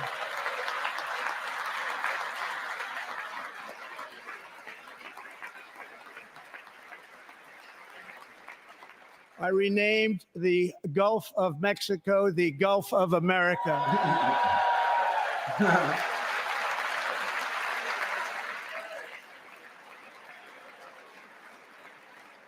And likewise, I renamed for a great president, William McKinley, Mount McKinley again.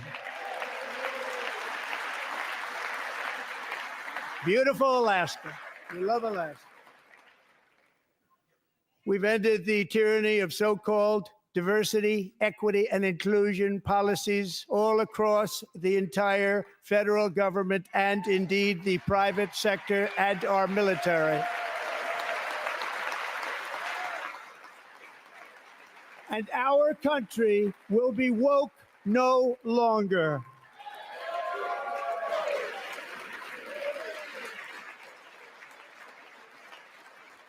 We believe that whether you are a doctor, an accountant, a lawyer, or an air traffic controller, you should be hired and promoted based on skill and competence, not race or gender.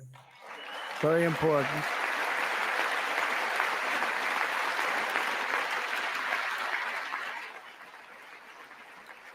You should be hired based on merit. And the Supreme Court, in a brave and very powerful decision, has allowed us to do so. Thank you. Thank you very much. Thank you. We have removed the poison of critical race theory from our public schools, and I signed an order making it the official policy of the United States government that there are only two genders, male and female.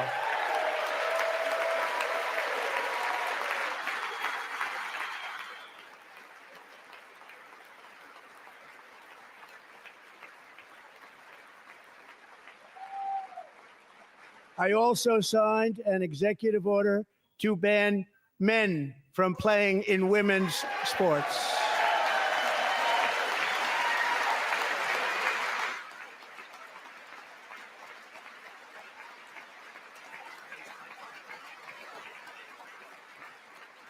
Three years ago, Peyton McNabb was an all-star high school athlete, one of the best, preparing for a future in college sports.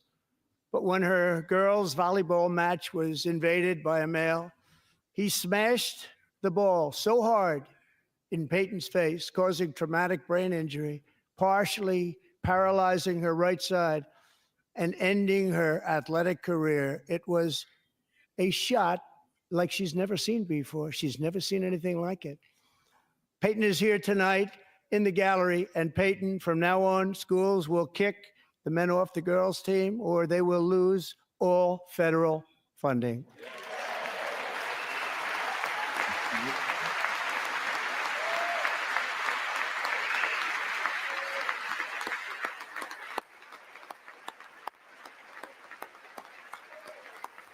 Who's that fat chick? She was an athlete before? So she let herself go, huh? Is that the athlete, or am I not paying attention? And if you really want to see numbers, just take a look at what happened in the women's boxing, weightlifting, track and field, swimming, or cycling, where a male recently finished a long-distance race 5 hours and 14 minutes ahead of a woman for a new record by 5 hours. Broke the record by 5 hours. It's demeaning for women, and it's very bad for our country. We're not going to put up with it any longer. It's okay to call people fat again. He should sign an executive order.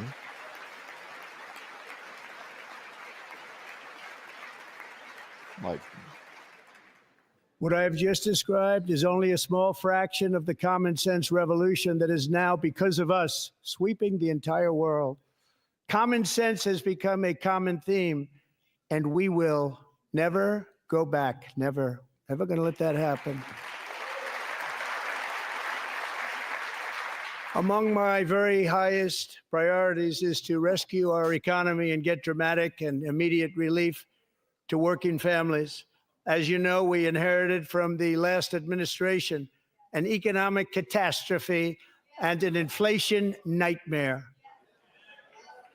Their policies drove up energy prices, pushed up grocery costs, and drove the necessities of life out of reach for millions and millions of Americans. They've never had anything like it. We suffered the worst inflation in 48 years, but perhaps even in the history of our country. They're not sure. As president, I'm fighting every day to reverse this damage and make America affordable again.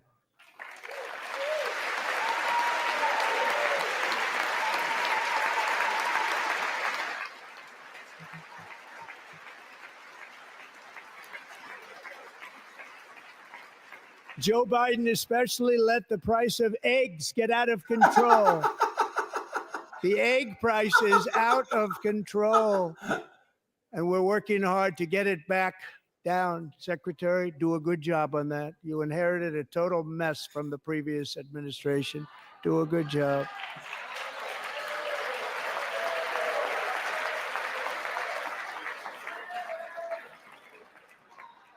A major focus of our fight to defeat inflation is rapidly reducing the cost of energy.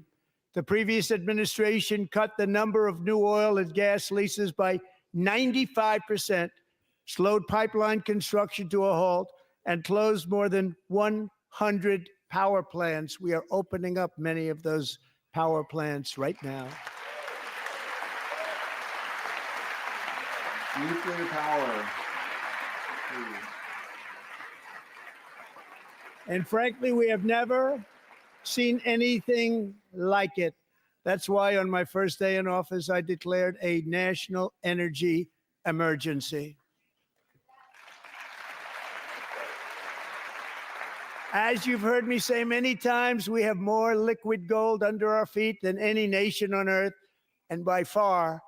And now I fully authorize the most talented team ever assembled to go and get it. It's called Drill, Baby, Drill.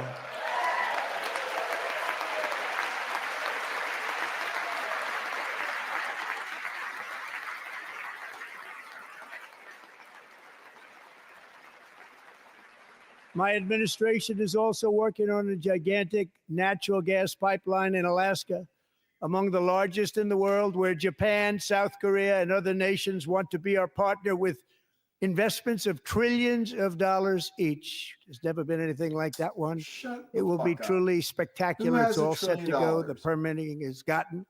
And later this week, I will also take historic action to dramatically expand production of critical minerals and rare earths here in the USA.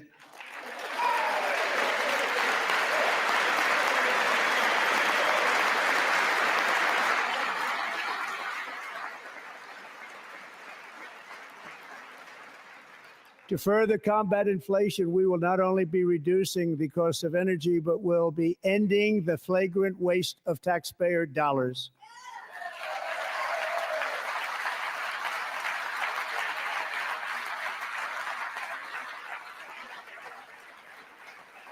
And to that end, I have created the brand new Department of Government Efficiency, DOGE. Perhaps you've heard of it. Perhaps.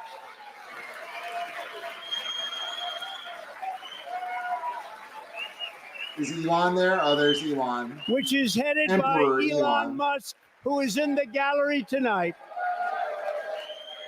More supreme than our Lord, Donald Trump, that is Elon Musk. Because he can reign wherever. He has no term limit. Thank you, Elon. He's working very hard. He didn't need this. He didn't need this. Thank you very much. We appreciate it. Everybody here, even this side, appreciates it, I believe. They just don't want to admit that. Just listen to some of the appalling waste we have already identified. $22 billion from HHS to provide free housing and cars for illegal aliens. $45 million for diversity, equity, and inclusion scholarships in Burma. $40 million to improve the social and economic inclusion of sedentary migrants. Nobody knows what that is. $8 million to promote LGBTQI+ in the African nation of Lesotho, which nobody has ever heard of. $60 million for indigenous peoples and Afro-Colombian empowerment in Central America. $60 million. $8 million for making mice transgender. This is real. $32 million for a left-wing propaganda operation in Moldova. $10 million for male circumcision in Mozambique. Well, God $20 did million say, for to be the fair, God did say it's something Arab important Sesame about that, Street so. in the Middle East. It's a program. $20 million for a program. $1.9 billion to recently created Decarbonization of Homes Committee, headed up, and we know she's involved. Just at the last moment, the money was passed over by a woman named Stacey Abrams. Have you ever heard of her?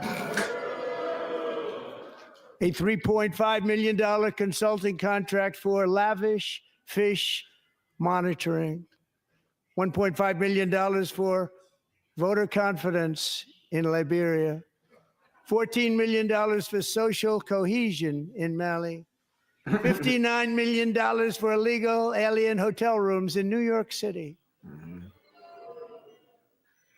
He's a real estate developer. He's done very well. $250,000 to increase vegan local climate action innovation in Zambia. $42 million for social and behavior change in Uganda. $14 million for improving public procurement in Serbia. $47 million for improving learning outcomes in Asia. Asia's doing very well with learning. I don't know what we're doing. Should use it ourselves. And $101 million for DEI contracts at the Department of Education, the most ever paid, nothing even like it. Under the Trump administration, all of these scams, and they're far worse, but I didn't think it was appropriate to talk about them. They're so bad.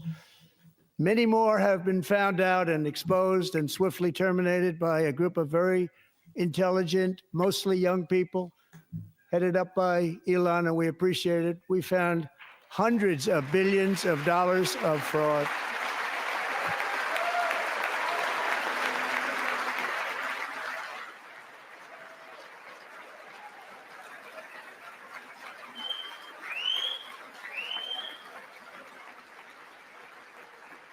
And we've taken back the money and reduced our debt to fight inflation and other things. Taking back a lot of that money. We got it just in time. This is just the beginning. The Government Accountability Office, a federal government office, has estimated annual fraud of over $500 billion in our nation. And we are working very hard to stop it. We're going to. We're also identifying shocking levels of incompetence and probable fraud in the Social Security program for our seniors, and that our seniors and people that we love rely on. Believe it or not, government databases list 4.7 million Social Security members from people aged 100 to 109 years old. It lists 3.6 million people from ages 110 to 119. I don't know any of them. I know some people that are rather elderly, but not quite that elderly. 3.47 million people from ages 120 to 129. Holy shit. 3.9 million people from ages 130 to 139. 3.5 million people from ages 140 to 149. Wow. That's insane. And money is being paid to many of them. And we're searching right now. See, what's crazy is they'll say he cut Social Security. Don't cut Social Security. That's what they'll say. A lot of money is paid out that he's to people. Cut Social Security because it just keeps getting paid, and nobody does, and it really hurts Social Security and hurts our country. 1.3 million people from ages 150 to 159, and over 130,000 people, according to the Social Security databases, are age over 160 years old. We have a healthier country than I thought, Bobby. Good joke. Well done, sir.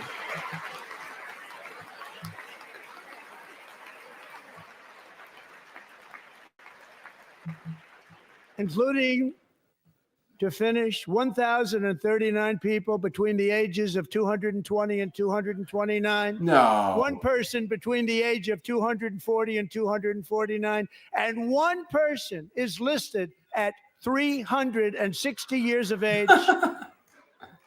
More than 100 years. More than 100 years. See, we are in biblical times. We're back to the age of Noah. I knew it. But we're going to find out where that money's going. We'll find those. And it's not going to be pretty. By slashing all of the fraud, waste, and theft we can find, we will defeat inflation, bring down mortgage rates, lower car payments, and grocery prices, protect our seniors, and put more money in the pockets of American families. Sorry, that's me glitching everything. That's my fault. I'm trying to look at a Bitcoin chart. Just people.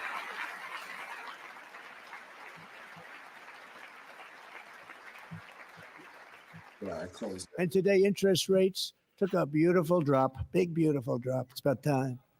And in the near future, I want to do what has not been done in 24 years, balance the federal budget. We're going to balance it.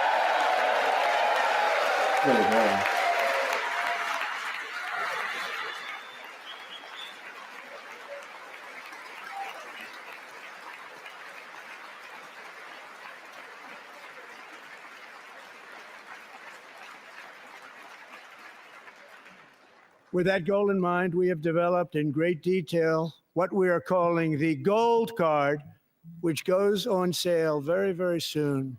For $5 million, we will allow the most successful job-creating people from all over the world to buy a path to U.S. citizenship. It's like the green card, but better and more sophisticated. And these people will have to pay tax in our country. They won't have to pay tax from where they came. The money that they've made, you wouldn't want to do that, but they have to pay tax, create jobs. They'll also be taking people out of colleges and paying for them so that we can keep them in our country instead of having them being forced out. Number one, at the top school, as an example, being forced out and not being allowed to stay and create tremendous numbers of jobs and great success for a company out there. So while we take out the criminals, killers, traffickers, and child predators who are allowed to enter our country under the open border policy of these people, the Democrats, the Biden administration, the open border insane policies that you've allowed to destroy our country, we will now bring in brilliant, hardworking, job-creating people. They're going to pay a lot of money, and we're going to reduce our debt with that money.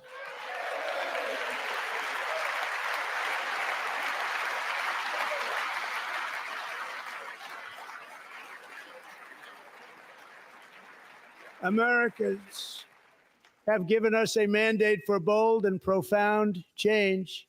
For nearly 100 years, the federal bureaucracy has grown until it has crushed our freedoms, ballooned our deficits, and held back America's potential in every possible way.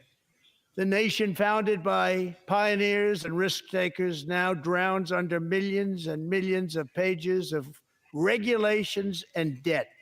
Approvals that should take 10 days to get instead take 10 years, 15 years, and even 20 years before you're rejected. Meanwhile, we have hundreds of thousands of federal workers who have not been showing up to work. My administration will reclaim power from this unaccountable bureaucracy, and we will restore true democracy to America again.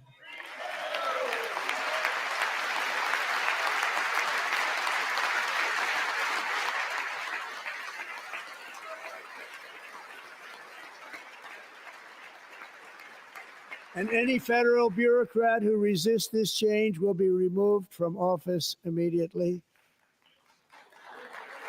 Because we are draining the swamp. It's very simple. And the days of rule by unelected bureaucrats are over. They're laughing because of Elon.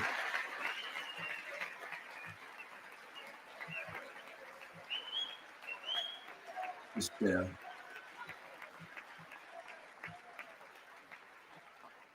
And the next phase of our plan to deliver the greatest economy in history is for this Congress to pass tax cuts for everybody. They're in there. They're waiting for you to vote.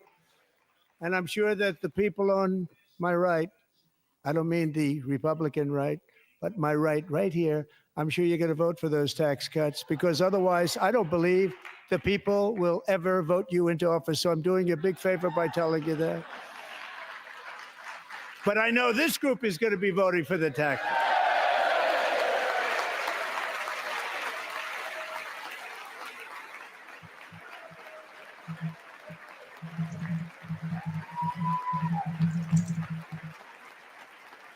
Thank you. It's a very, very big part of our plan. We had tremendous success in our first term with it. A very big part of our plan. We're seeking permanent income tax cuts all across the board. And to get urgently needed relief to Americans hit especially hard by inflation, I'm calling for no tax on tips, no tax on overtime, and no tax on Social Security benefits for our great seniors. Good luck.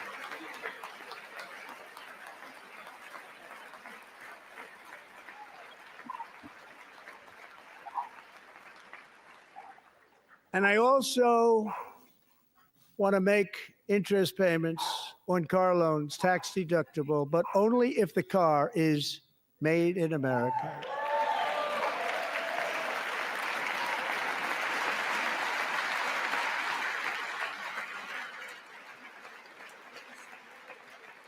And by the way, we're going to have growth in the auto industry like nobody's ever seen. Plants are opening up all over the place. Deals are being made.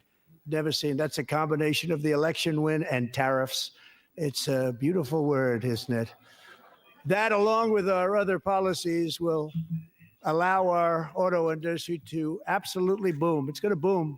Spoke to the majors today, all three, the top people in this. Thanks to Unearth. You're cool. Thank you. Have announced that they will Appreciate be you. building What is massive that? automobile plants in America. Oh, an eagle. With Wonderful. Honda just announcing a new plant in Indiana. Thank you. One of the Bless you. largest anywhere in the world.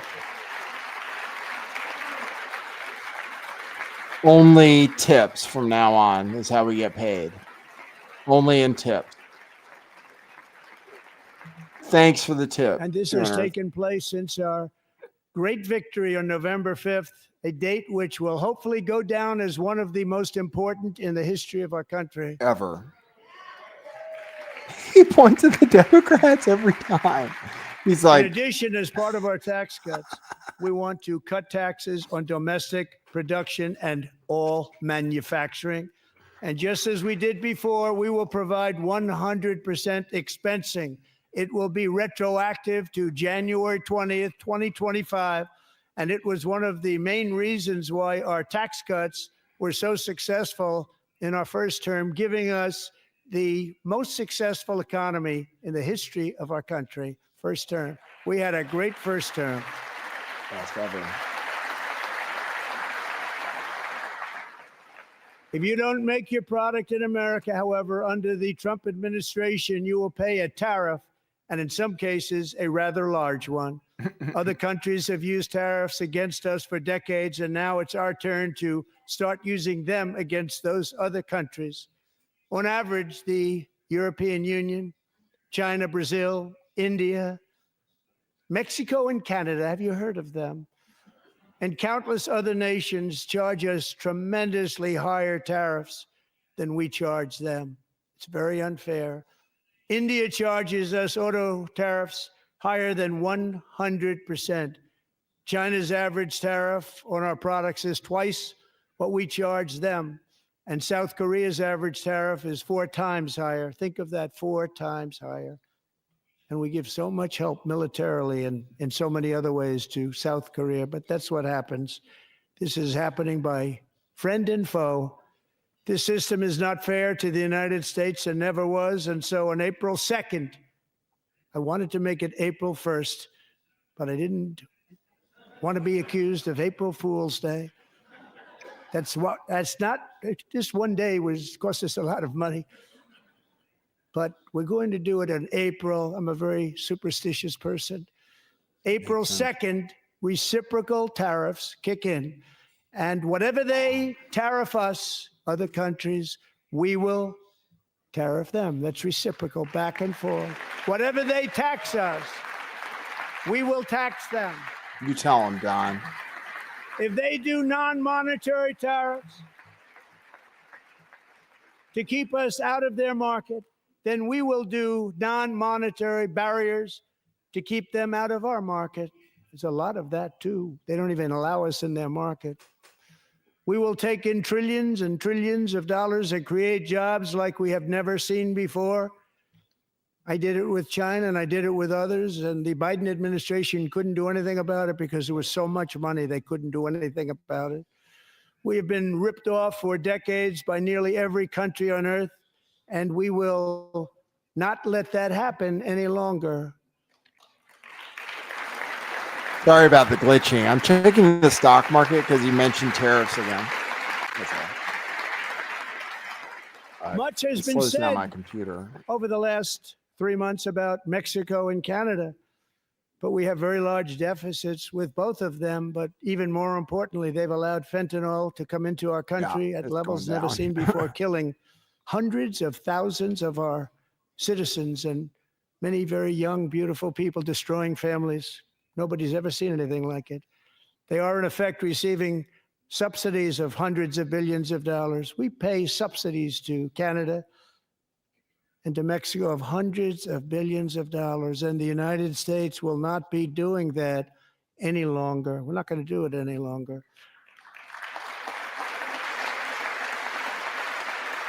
Thanks to our America First policies we're putting into place, we have had $1.7 trillion of new investment in America in just the past few weeks. The combination of the election and our economic policies that people of SoftBank, one of the most brilliant anywhere in the world, announced a $200 billion investment. OpenAI and Oracle, Larry Ellison, announced $500 billion investment, which they wouldn't have done if Kamala had won. Apple not going to happen. Announced $500 billion investment. Apple, yes, they have the money. Tim Cook called me. He said, I cannot spend it fast enough. It's going to be much higher than that, I believe. They'll be building their plants here instead of in China. And just yesterday, Taiwan Semiconductor, the biggest in the world, most powerful in the world, has a tremendous amount, 97% of the market, announced a $165 billion investment to build the most powerful chips on earth right here in the USA.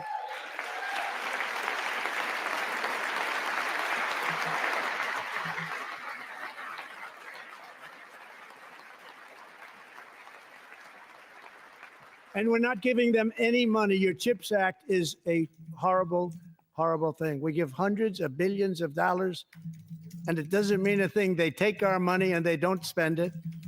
All that meant to them, we're giving them no money. All that was important to them was they didn't want to pay the tariffs, so they came and they're building, and many other companies are coming. We don't have to give them money. We just want to protect our businesses and our people. And they will come because they won't have to pay tariffs if they build in America. So it's very amazing. You should get rid of the CHIP Act, and whatever's left over, Mr. Speaker, you should use it to reduce debt or any other reason you want to.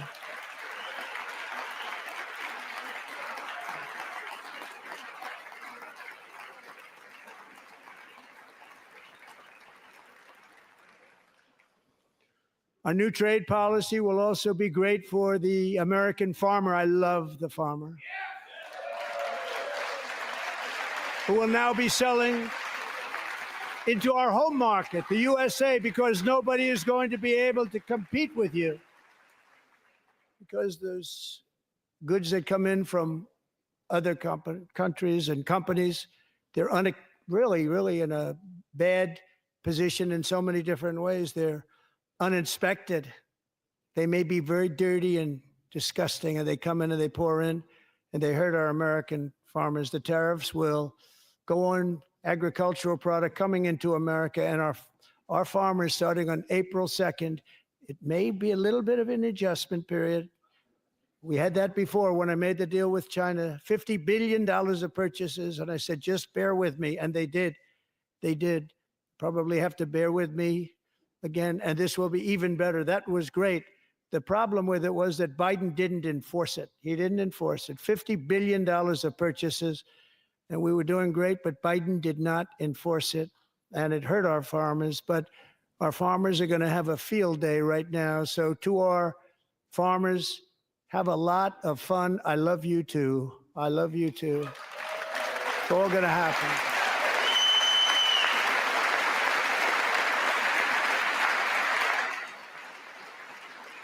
And I have also imposed a 25% tariff on foreign aluminum, copper, lumber, and steel, because if we don't have, as an example, steel and lots of other things, we don't have a military, and frankly, we just won't have a country very long.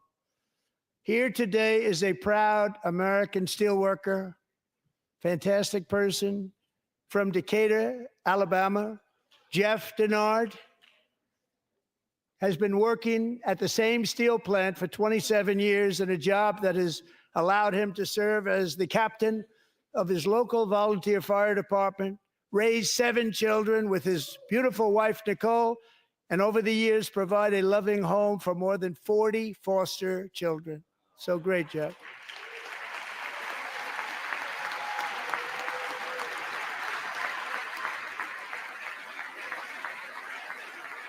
Thank you, Jeff. Thank you, Jeff.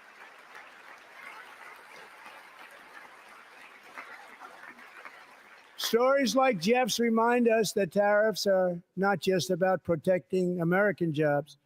They're about protecting the soul of our country. Tariffs are about making America rich again and making America great again, and it's happening, and it will happen rather quickly. There'll be a little disturbance, but we're okay with that. It won't be much. No, you're not. Oh. And look where Biden took us, very low, the lowest we've ever been. Jeff, I want to thank you very much. And I also want to recognize another person who has devoted herself to foster care community. She works so hard on it. A very loving person, our magnificent First Lady of the United States.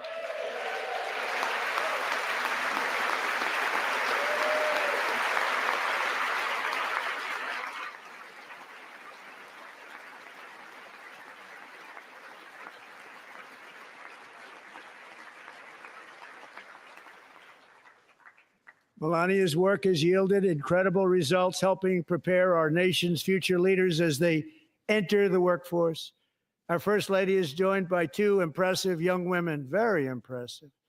Haley Ferguson, who benefited from the First Lady's Fostering the Future initiative and is poised to complete her education and become a teacher. And Elliston Berry, who became a victim of an illicit deepfake image produced by a peer.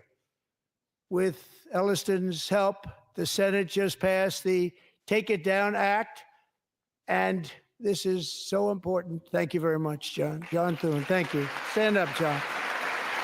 Thank you, John.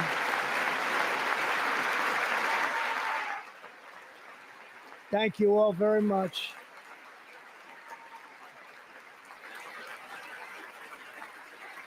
Thank you. And thank you to John Thune and the Senate. Great job. To criminalize the publication of such images online is terrible, terrible thing. And once it passes the House, I look forward to signing that bill into law. Thank you. And I'm going to use that bill for myself, too, if you don't mind. Because nobody gets treated worse than I do online. Nobody.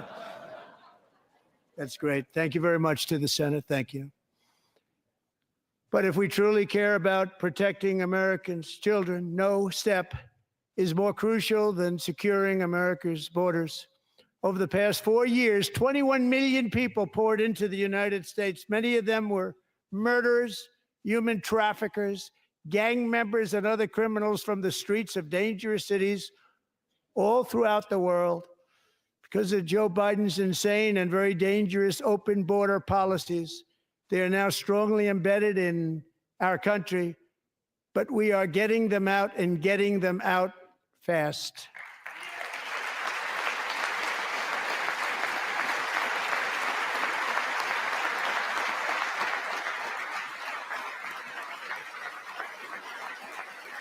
And I want to thank Tom Homan and Christy. I want to thank you and Paul of Border Patrol. I want to thank you. What a job they've all done. Everybody, Border Patrol, ICE, law enforcement in general is incredible. We have to take care of our law enforcement. Have to.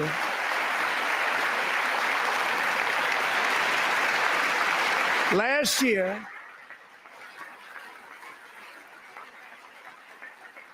a brilliant 22-year-old nursing student named Laken Riley, the best in her class, admired by everybody, went out for a jog on the campus of the University of Georgia. That morning, Laken was viciously attacked, assaulted, beaten, brutalized, and horrifically murdered.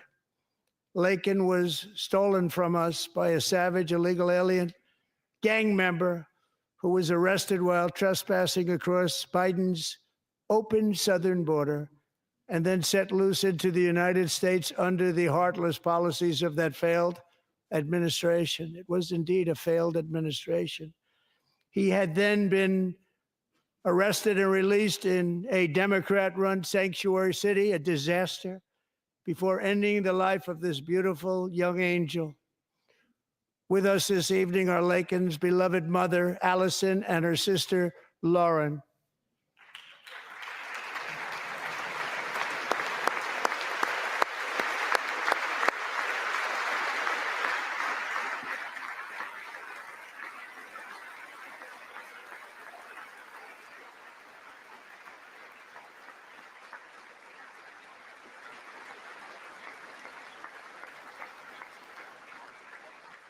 Last year, I told Laken's grieving parents that we would ensure their daughter would not have died in vain.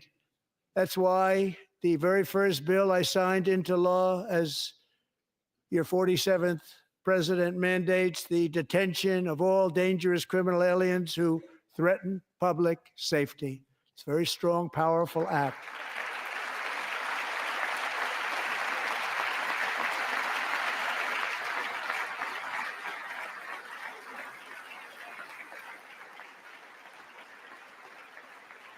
It's called the Laken-Riley Act. So Allison and Lauren, America will never, ever forget our beautiful Laken Hope Riley.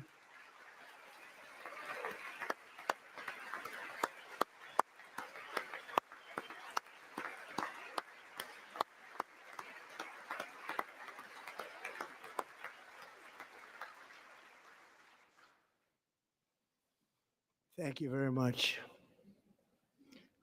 Since taking office, my administration has launched the most sweeping border and immigration crackdown in American history, and we quickly achieved the lowest numbers of illegal border crossers ever recorded. Thank you.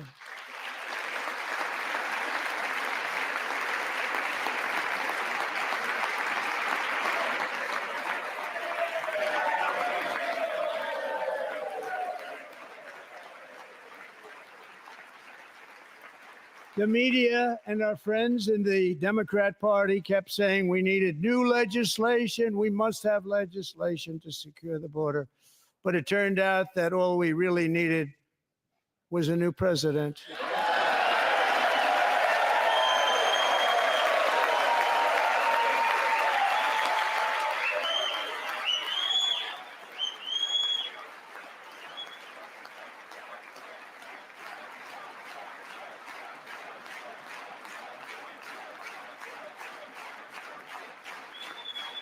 Thank you.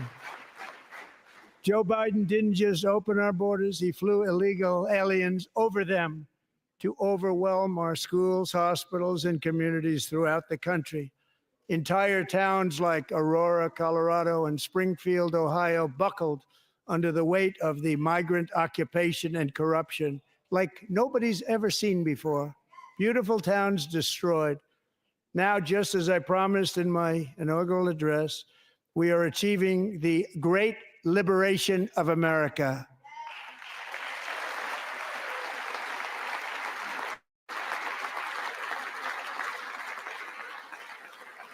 But there still is much work to be done. Here tonight is a woman I have gotten to know, Alexis Nungari from Houston.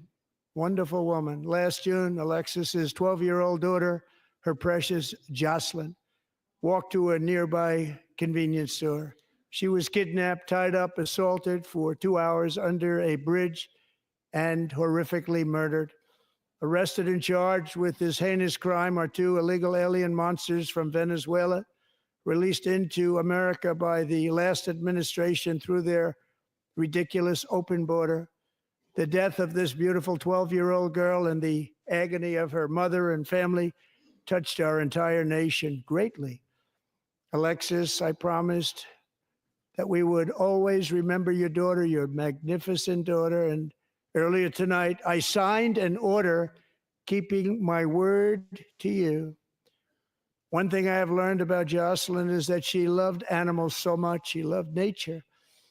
Across Galveston Bay, from where Jocelyn lived in Houston, you will find a magnificent national wildlife refuge, a pristine, peaceful, 34,000-acre sanctuary for all of God's creatures on the edge of the Gulf of America.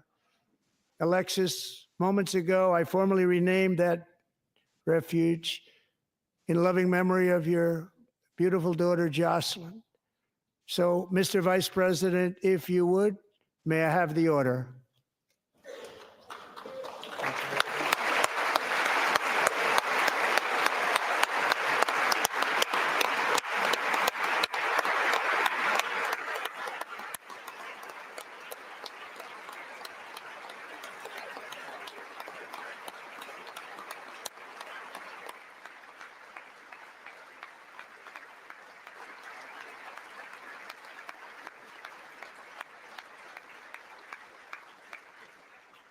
Thank you very much. All three savages charged with Jocelyn and Lakin's murders were members of the Venezuelan prison gang, the toughest gang, they say, in the world, known as Tren de Aragua. 2 weeks ago, I officially designated this gang, along with MS-13 and the bloodthirsty Mexican drug cartels, as foreign terrorist organizations.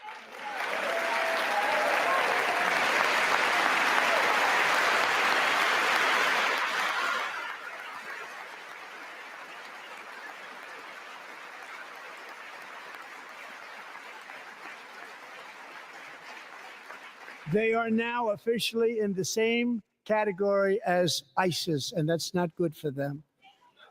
Countless thousands of these terrorists were welcomed into the U.S. by the Biden administration.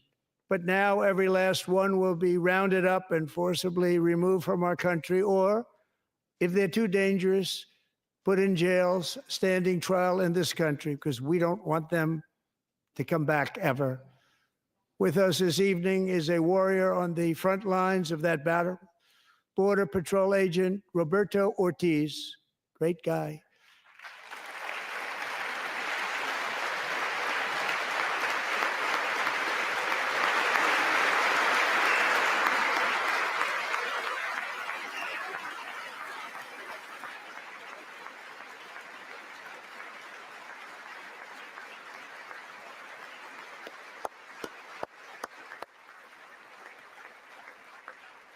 In January, Roberto and another agent were patrolling by the Rio Grande near an area known as Cartel Island. Doesn't sound too nice to me.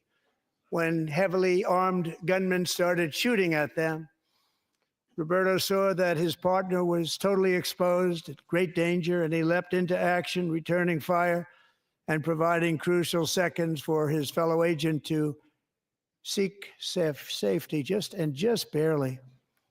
I have some of the prints of that event, and it was not good. Agent Ortiz, we salute you for your great courage and for your line of fire that you took, and for the bravery that you showed. We honor you, and we will always honor you. Thank you, Roberto, very much.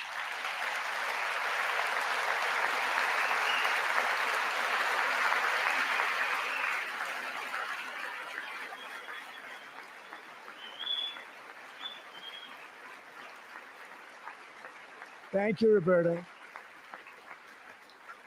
And I actually got to know him on my many calls to the border. He's a great, great gentleman.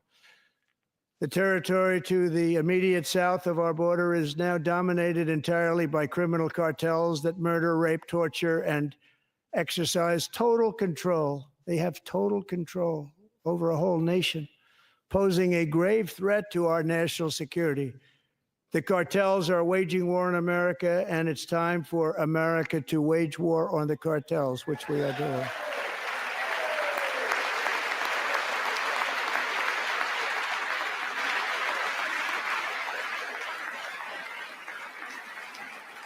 Five nights ago, Mexican authorities, because of our tariff policies being imposed on them, think of this, handed over to us 29 of the biggest cartel leaders in their country. That has never happened before. They want to make us happy.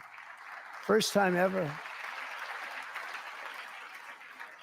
But we need Mexico and Canada to do much more than they've done, and they have to stop the fentanyl and drugs pouring into the USA. They're going to stop it. I have sent Congress a detailed funding request laying out exactly how we will eliminate these threats to protect our homeland and complete the largest deportation operation in American history, larger even than current record holder President Dwight D. Eisenhower, a moderate man, but someone who believed very strongly in borders. Americans expect Congress to send me this funding without delay so I can sign it into law. So, Mr. Speaker, John Thune, both of you, I hope you're going to be able to do that, Mr. Speaker. Thank you. Mr. Leader, thank you. Thank you very much. And let's get it to me. I'll sign it so fast, you won't even believe it.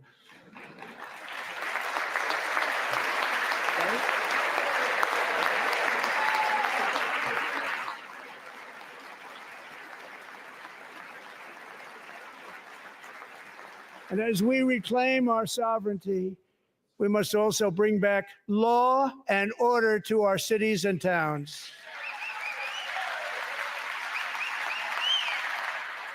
What do you guys think? Do you think it's dominant? In recent How much years, longer do you think? our justice system And then has what been should I have for turned dinner? upside down That's by an important radical question. left I don't know what to have. lunatics.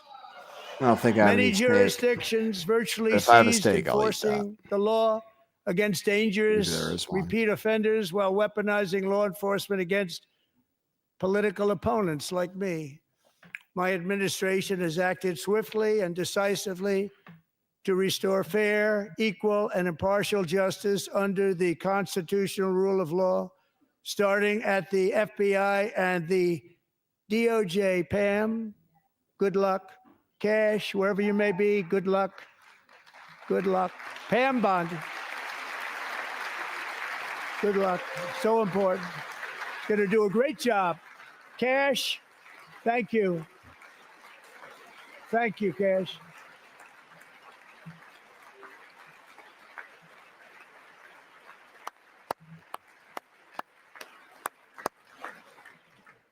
They've already started very strong. They're going to do a fantastic job. You're going to be very proud of them. We're also once again giving our police officers the support, protection, and respect they so dearly deserve. They have to get it. They have such a hard, dangerous job, but we're going to make it less dangerous. The problem is the bad guys don't respect the law, but they're starting to respect it, and they soon will respect it.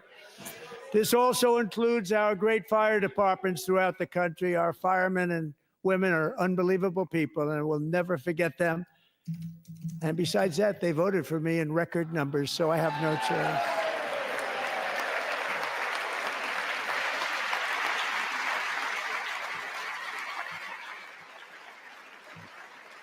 One year ago this month, 31-year-old New York police officer Jonathan Diller, unbelievably wonderful person and a great officer, was gunned down at a traffic stop on Long Island. I went to his funeral. The vicious criminal charged with his murder had 21 prior arrests, and they were rough arrests, too. He was a real bad one. The thug in the seat next to him had 14 prior arrests and went by the name of Killer. He was Killer. He killed other people, they say, a lot of them. I attended Officer Diller's service, and when I met his wife and one-year-old son, Ryan, it was very inspirational, actually. His widow's name is Stephanie, and she is here tonight. Stephanie, thank you very much, Stephanie. Thank you very much.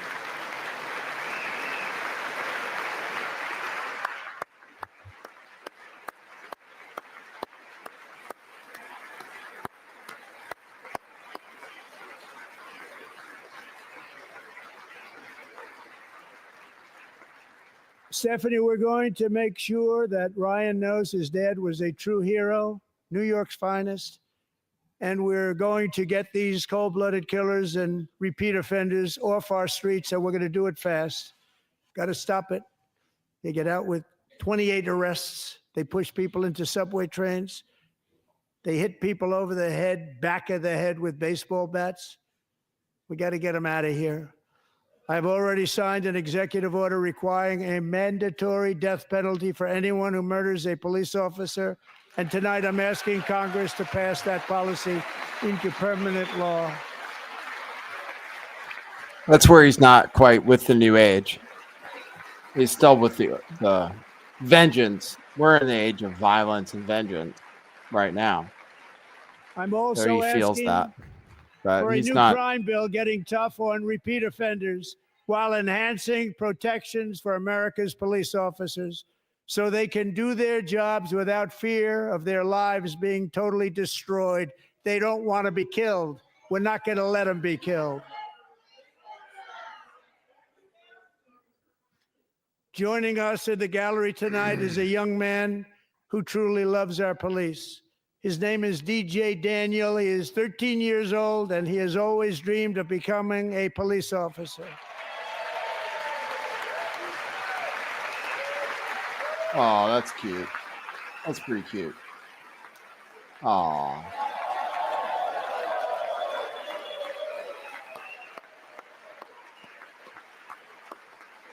Highlight.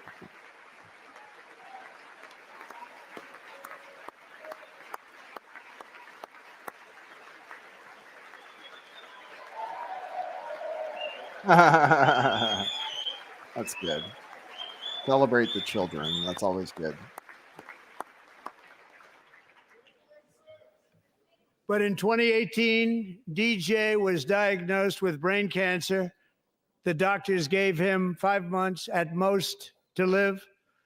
That was more than 6 years ago.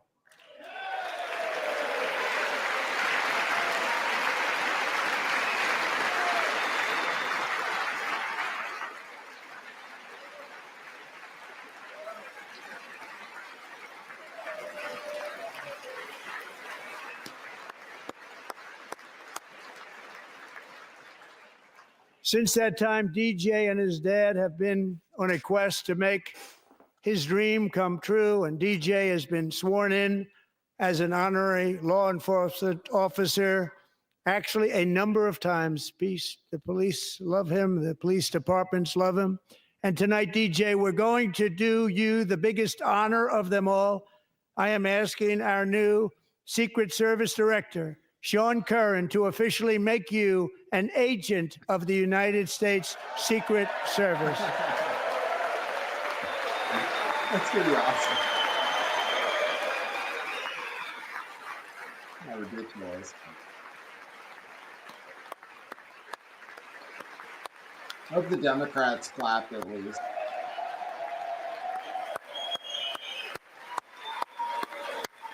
That's bad, man. That is pretty awesome.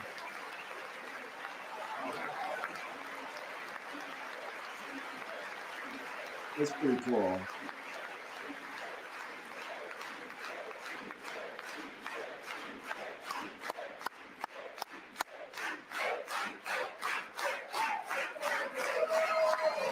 Thank you, DJ.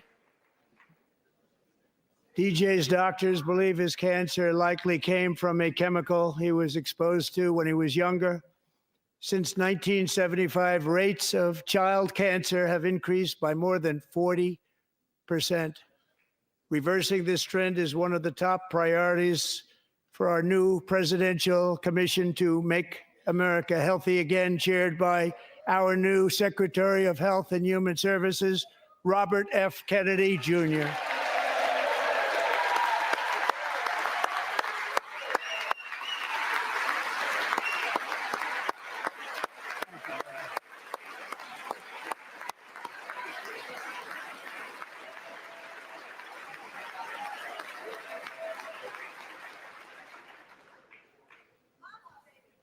With the name Kennedy, you would have thought everybody over here would have been cheering. How quickly they forget. Our goal is to get toxins out of our environment, poisons out of our food supply, and keep our children healthy and strong. As an example, not long ago, and you can't even believe these numbers, 1 in 10,000 children had autism, 1 in 10,000. And now it's 1 in 36. There's something wrong. 1 in 36. Think of that. So we're going to find out what it is, and there's nobody better than Bobby and all of the people that are working with you. You have the best to figure out what is going on. Okay, Bobby, good luck. It's a very important job. Thank you. Look at him.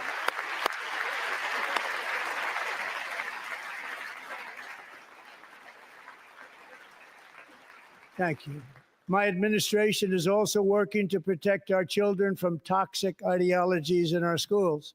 A few years ago, January Littlejohn and her husband discovered that their daughter's school had secretly socially transitioned their 13-year-old little girl.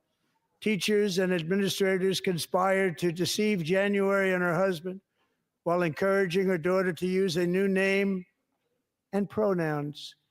They, them pronoun, actually, all without telling January, who is here tonight and is now a courageous advocate against this form of child abuse. January, thank you. Thank you. Thank you very much. Thank you.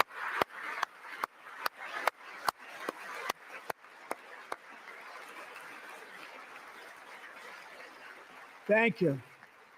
Stories like this are why, shortly after taking office, I signed an executive order banning public schools from indoctrinating our children with transgender ideology.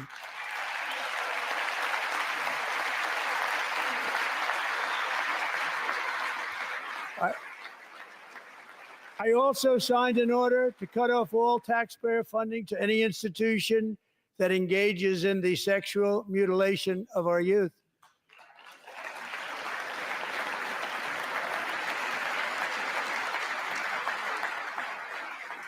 And now I want Congress to pass a bill permanently banning and criminalizing sex changes on children and forever ending the lie that any child is trapped in the wrong body. This is a big lie.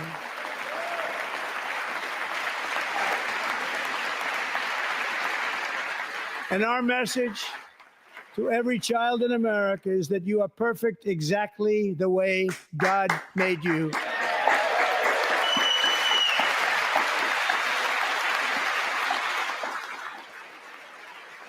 Exactly. Don't hate God. Because we're getting wokeness out of our schools and out of our military, and it's already out, and it's out of our society. We don't want it. Wokeness is trouble. Wokeness is bad. It's gone. It's gone. And we feel so much better for it, don't we? Don't we feel better? Our service members won't be activists and ideologues. They will be fighters and warriors. They will fight for our country. And Pete, congratulations. Secretary of Defense, congratulations.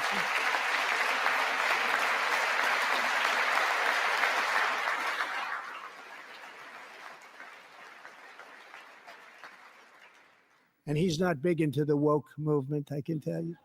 I know him well. I am pleased to report that in January, the U.S. Army had its single best recruiting month in 15 years, and that all armed services are having among the best recruiting results ever in the history of our services. What a difference.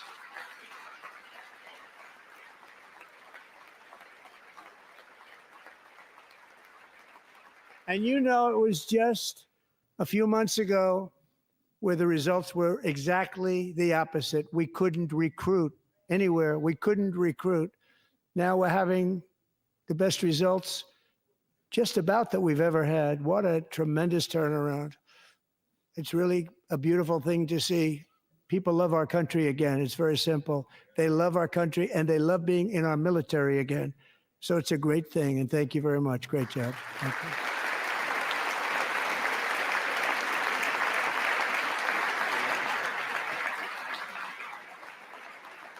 We're joined tonight by a young man, Jason Hartley, who knows the weight of that call of duty.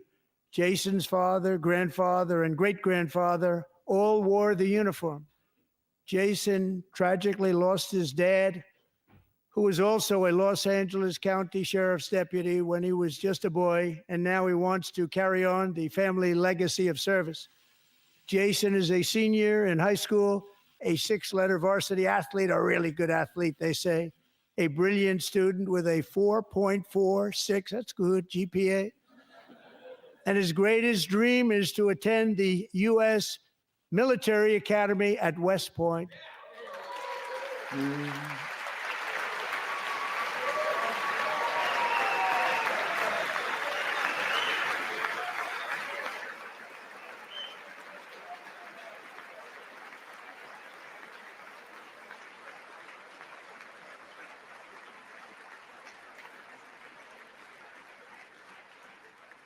And Jason, that's a very big deal getting in. That's a hard one to get into. But I'm pleased to inform you that your application has been accepted.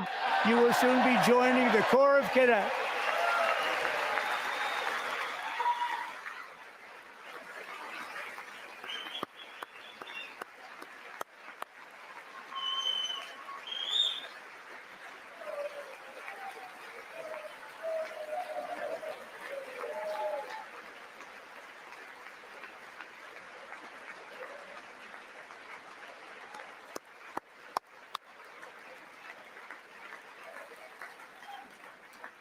Thank you.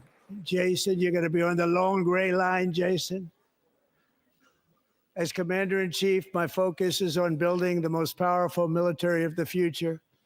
As a first step, I'm asking Congress to fund a state-of-the-art Golden Dome missile defense shield to protect our homeland, all made in the USA. Just like my head, it's a golden dome. And Ronald Reagan wanted to do it long ago, but the technology just wasn't there, not even close. But now we have the technology. It's incredible. Yeah, but now they have supersonic And other missile places that we they can't have it. stop with Israel has anything it. that exists. Other places have No, it. it's already And outdated. the United States and we should haven't have it even too, built it yet. right, Tim? Right? Who's going to launch They should slow have it too. missiles? So I at want to us thank now? you, but it's a very, very important. This is China and Russia a very have dangerous hypersonic. world. We should have it. We want There to is be no protected, technology and that we're going to exists. protect our citizens like never before. To boost our defense industrial base, we are also going to resurrect the American shipbuilding industry, including commercial shipbuilding and military shipbuilding. Why bother? Future wars are going to be And for that virtual. purpose, I am announcing tonight that we will Weapons don't create even a new matter. Office of Shipbuilding in the White House and offer special tax incentives to bring this industry home to America where it belongs. We used to make so many ships. We don't make them anymore very much, but we're going to make them very fast, very soon. War is We'll actually have a going to huge get way impact. cheaper. To further We have enhance our national deflation. security, Automated. my administration We will won't be use soldiers. reclaiming the Panama Too Canal. expensive, too ridiculous. And I mean, we've we got to already pay them started forever. doing it. And if they get killed, you got to keep paying them forever. It's ridiculous. Put robots out there, or even better yet, mind-controlled apes. Just I think today, they'd a be the large best. American company announced Mind they control, are an buying mind-controlled both army of ports apes, around the controlled Panama by Canal, like psychic, like a and lots of psychic, other things having to do with the Panama enhanced, like Canal and a couple of artificially other enhanced canals. army that just The hangs out in Panama like a Canal giant was built room. by Americans for Controlling an Americans, not entire for others. squadron of like But others could wild use it. chimpanzees that just But it was rip built at tremendous Arabs' cost of faces American off. blood and Just eat treasure. 'em off like they're on 38,000 workers asphalt. died building the Panama Canal. They died All of while being malaria. controlled They by died of humans, snake actually, bites and mosquitoes. Not a who nice feel place to work. strangely They paid like them very ape highly when to they're go there, knowing there was a 25% connected. chance that they would die. The most expensive project also that was ever built in our country's history, if you bring it up to modern day costs. It was given away by the Carter administration for $1, but that agreement has been violated very severely.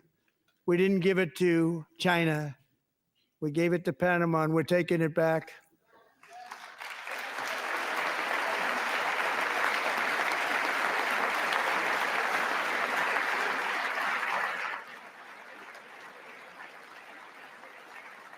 Now we have Marco Rubio in charge. Good luck, Marco. Now, we know who to blame if anything goes wrong. Now, Marco's been amazing, and he's going to do a great job. Think of it. He got 100 votes. You know, he was approved with actually 99, but the 100th was this gentleman, and I feel very certain. So let's assume he got 100 votes. And I'm either very, very happy about that or I'm very concerned about it. But he's already proven. I mean, he's a great gentleman. He's respected by everybody, and we appreciate you voting for Marco. He's going to do a fantastic job. Thank you. Thank you. He's Should doing be a either great very job. happy or very concerned that everybody voted for him. Yeah, I'd be concerned. Great All job. those lizard people, everyone, And I including also all have the a lizard message people. tonight for the incredible people of Greenland. We strongly support your right to determine your own future. And if you choose, we welcome you into the United States of America. We need Greenland for national security and even international security. And we're working with everybody involved to try and get it. But we need it really for international world security. And I think we're going to get it. One way or the other, we're going to get it. We will keep you safe. We will make you rich, and together We will take Greenland to heights like you have never thought possible before. Who's It's a ever very thought small about population, Greenland reaching but any very, height at very all? I mean, who's ever large thought piece about of land Greenland, and very, ever? very important for The history of the world. military They're like, security. what? America is once again standing strong Greenland's against gonna the be awesome? forces of Okay. radical Islamic terrorism. 3.5 years ago, ISIS terrorists killed 13 American service members and countless ISIS is back? others Oh my in the God. Abbey Gate bombing during the disastrous and incompetent withdrawal from Afghanistan. Not that they were withdrawing, it was the way they withdrew. Perhaps the most embarrassing moment in the history of our country. Tonight, I am pleased to announce that we have just apprehended the top terrorist responsible for that atrocity, and he is right now on his way here to face the swift sword of American justice.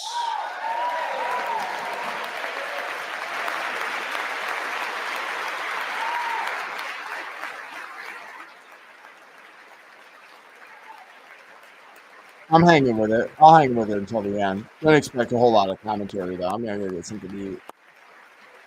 I'm just here to document. And I We have want to get through thank the whole thing. especially the government of Pakistan for helping arrest this monster. This was a very momentous day for those 13 families who I actually got to know very well, most of them, whose children were murdered, and the many people that were so badly, over 42 people, so badly injured on that fateful day in Afghanistan. What a horrible day. Such incompetence was shown that when Putin saw what happened, I guess he said, wow, maybe this is my chance. That's how bad it was. Should have never happened. Grossly incompetent people. I spoke to many of the parents and loved ones, and they're all in our hearts tonight. Just spoke to them on the phone. We had a big call. Every one of them called, and everybody was on the line, and they did nothing but cry with happiness. They were very happy, as happy as you can be under those circumstances. Their child, brother, sister, son, daughter was killed for no reason whatsoever. In the Middle East, we're bringing back our hostages from Gaza. In my first term, we achieved one of the most groundbreaking peace agreements in generations, the Abraham Accords.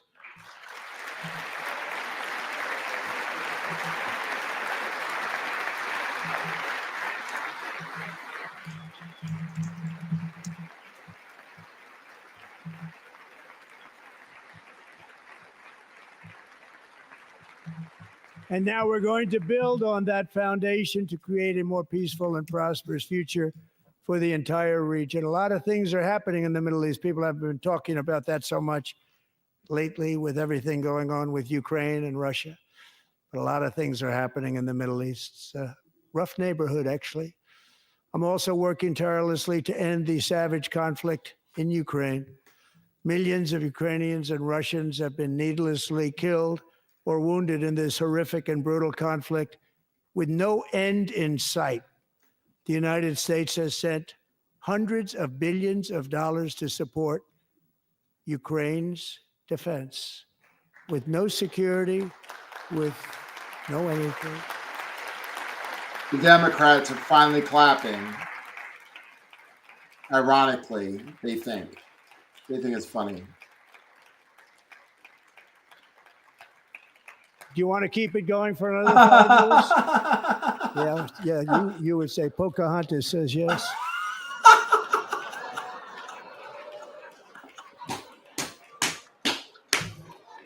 Thank God.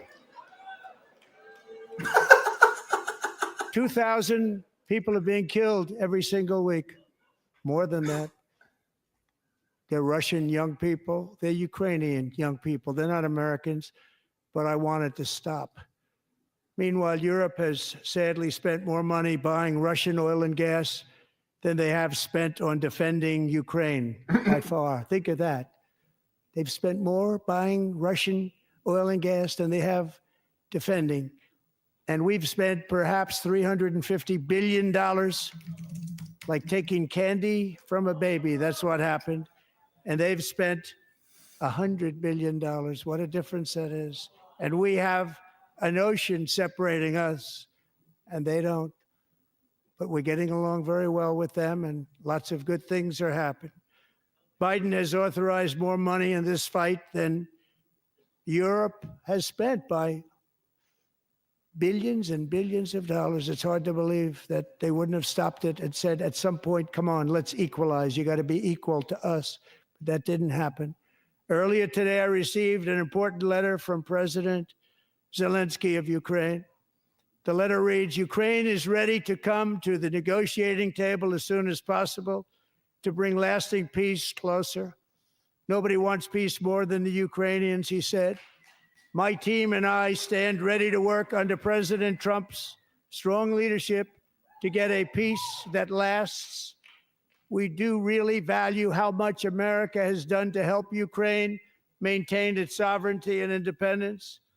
Regarding the agreement on minerals and security, Ukraine is ready to sign it at any time that is convenient for you. I appreciate that he sent this letter, just got it a little while ago. Simultaneously, we've had serious discussions with Russia and have received strong signals that they are ready for peace. Wouldn't that be beautiful? Wouldn't that be beautiful?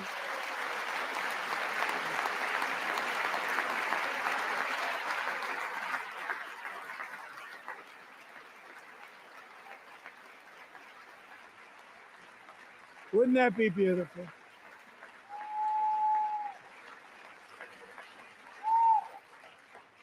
It's time to stop this madness. It's time to halt the killing. It's time to end this senseless war. If you want to end wars, you have to talk to both sides.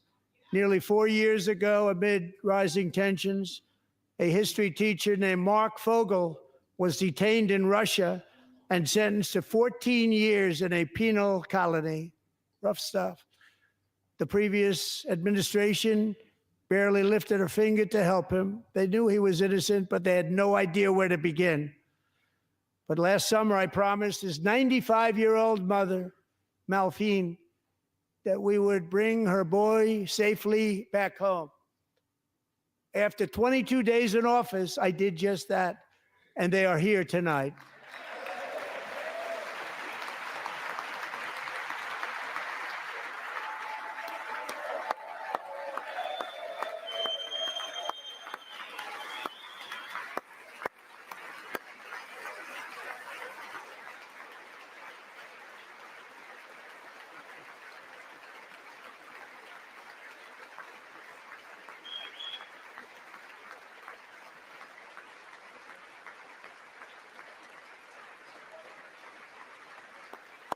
I actually don't know what's happening. Sorry, I'm in commentary. I wasn't paying attention. Some old lady. She's 95. I heard that. To Mark and his great mom, we are delighted to have you safe and sound and with us. As fate would have it, Mark Fogel was born in a small rural town in Butler, Pennsylvania. Have you heard of it? Where his mother has lived for the past 78 years. I just happened to go there last July 13th for a rally. That was not pleasant. And that is where I met his beautiful mom right before I walked onto that stage. And I told her I would not forget what she said about her son. And I never did I? Never forgot. Less than 10 minutes later, at that same rally, gunfire rang out, and a sick and deranged assassin unloaded 8 bullets from his sniper's perch into a crowd of many thousands of people. My life was saved by a fraction of an inch, but some were not so lucky. Corey Comparator was a firefighter, a veteran, a Christian, a husband, a devoted father, and above all, a protector. When the sound of gunshots pierced the air, it was a horrible sound. Corey knew instantly what it was and what to do. He threw himself on top of his wife and daughters and shielded them from the bullets with his own body. Corey was hit really hard. You know the story from there. He sacrificed his life to save theirs. 2 others, very fine people, were also seriously hit. But thankfully, with the help of 2 great country doctors, we thought they were gone and they were saved. So those doctors had great talent. We're joined by Corey's wife, Helen, who was his high school sweetheart, and their 2 beloved daughters, Allison and Kaylee. Thank you.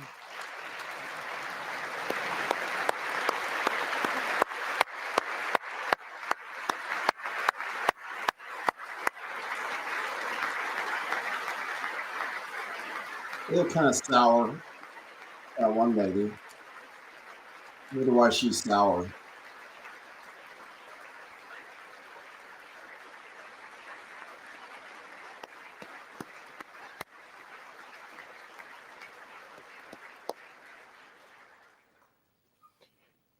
To Helen, Allison, and Kaylee, Corey is looking down on his 3 beautiful ladies right now, and he is cheering you on. He loves you. He is cheering you on. Corey was taken from us much too soon, but his destiny was to leave us all with a shining example of the selfless devotion of a true American patriot. It was love like Corey's that built our country, and it's love like Corey's that is going to make our country more majestic than ever before. I believe that my life was saved that day in Butler for a very good reason. I was saved by God to make America great again. I believe that. Thank you. Thank you.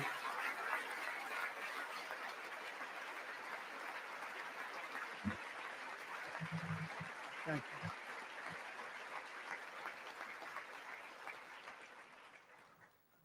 Thank you very much. From the patriots of Lexington and Concord to the heroes of Gettysburg and Normandy, from the warriors who crossed the Delaware to the trailblazers who climbed the Rockies, and from the legends who soared at Kitty Hawk to the astronauts who touched the moon. Americans have always been the people who defied all odds, transcended all dangers, made the most extraordinary sacrifices, and did whatever it took to defend our children, our country, and our freedom. We had to. And as we have seen in this chamber tonight, that same strength, faith, love, and spirit is still alive and thriving in the hearts of the American people. Despite the best efforts of those who would try to censor us, silence us, break us, destroy us, Americans are today a proud, free, sovereign, and independent nation. Almost free. That will not yet free. Always be free, and we will fight for it till death. We will never let anything happen to our beloved country, because we are a country of doers, dreamers, fighters, and survivors. Our ancestors crossed a vast ocean, strode into the unknown wilderness, and carved their fortunes from the rock and soil of a perilous and very dangerous frontier. They chased our destiny across a boundless continent. They built the railroads, laid the highways, and graced the world with American marvels like the Empire State Building, the mighty Hoover Dam, and the towering Golden Gate Bridge. They lit the world with electricity, broke free of the force of gravity, fired up the engines of American industry, vanquished the communists, fascists, and Marxists all over the world, and gave us countless modern wonders sculptured out of iron, glass, and steel. We stand on the shoulders of these pioneers who won and built the modern age. These workers who poured their sweat into the skylines of our cities.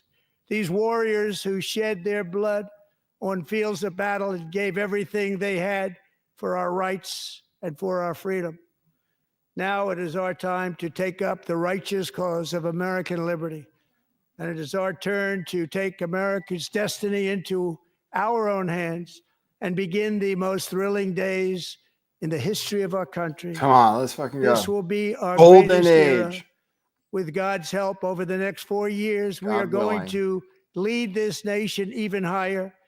and we are going to forge the freest, most advanced, most dynamic, and most dominant civilization ever to exist on the face of this earth. We are going to create the highest quality of life, build the safest and wealthiest and healthiest and most vital communities anywhere in the world. We are going to conquer the vast frontiers of science, and we are going to lead humanity into space and plant the American flag on the planet Mars Yeah, and right. even far beyond. Well, we'll show you pictures. Trust us. There'll be a flag there. Yeah, we'll give you a few pictures. People on in Arizona desert. And through it all, we are going to rediscover the unstoppable power of the American spirit. And we are going to renew unlimited promise of the American dream. Every single day, we will stand up and we will fight, fight, fight for the country our citizens believe in and for the country our people deserve.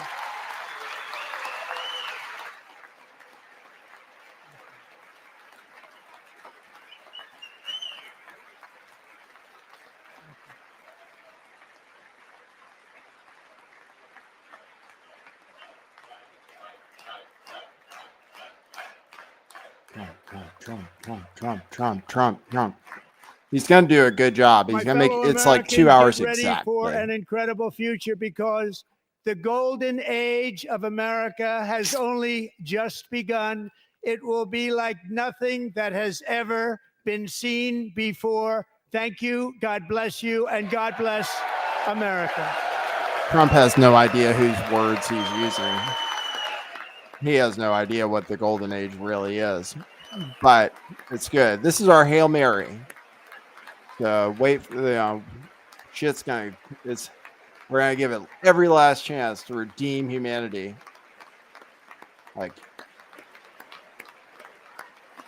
Most likely, fire of judgment, new era, where most of us won't make it, probably, because we aren't good enough.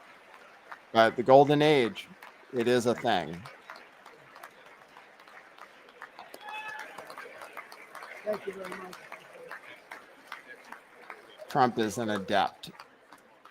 He works with spirit, which works through his Diet Cokes. So we wish him the best. We wish him the best as a fellow traveler. So we shall see what the future holds. We have no idea. I mean, we kind of know. We feel it. We feel the future coming. That's given to us. We know, but we don't know. You can't say. All right, people. He did not mention crypto, but crypto is pumping anyway. Yeah, Pepe is kind of disappointing. There are so many meme coins. That's the problem. Crypto's doing okay, though. I mean, Bitcoin's at $87,000 right now. It was 88 just a few minutes ago. So it's all right. Buy some today, buy some tomorrow, then continue, rinse, repeat for the rest of your life, which could go on. There's no telling what our capabilities are as very advanced machines, incredibly advanced machines that were invented by an advanced society, basically. We knew everything. So we are perfect and capable of much more. Just remember, walk with God.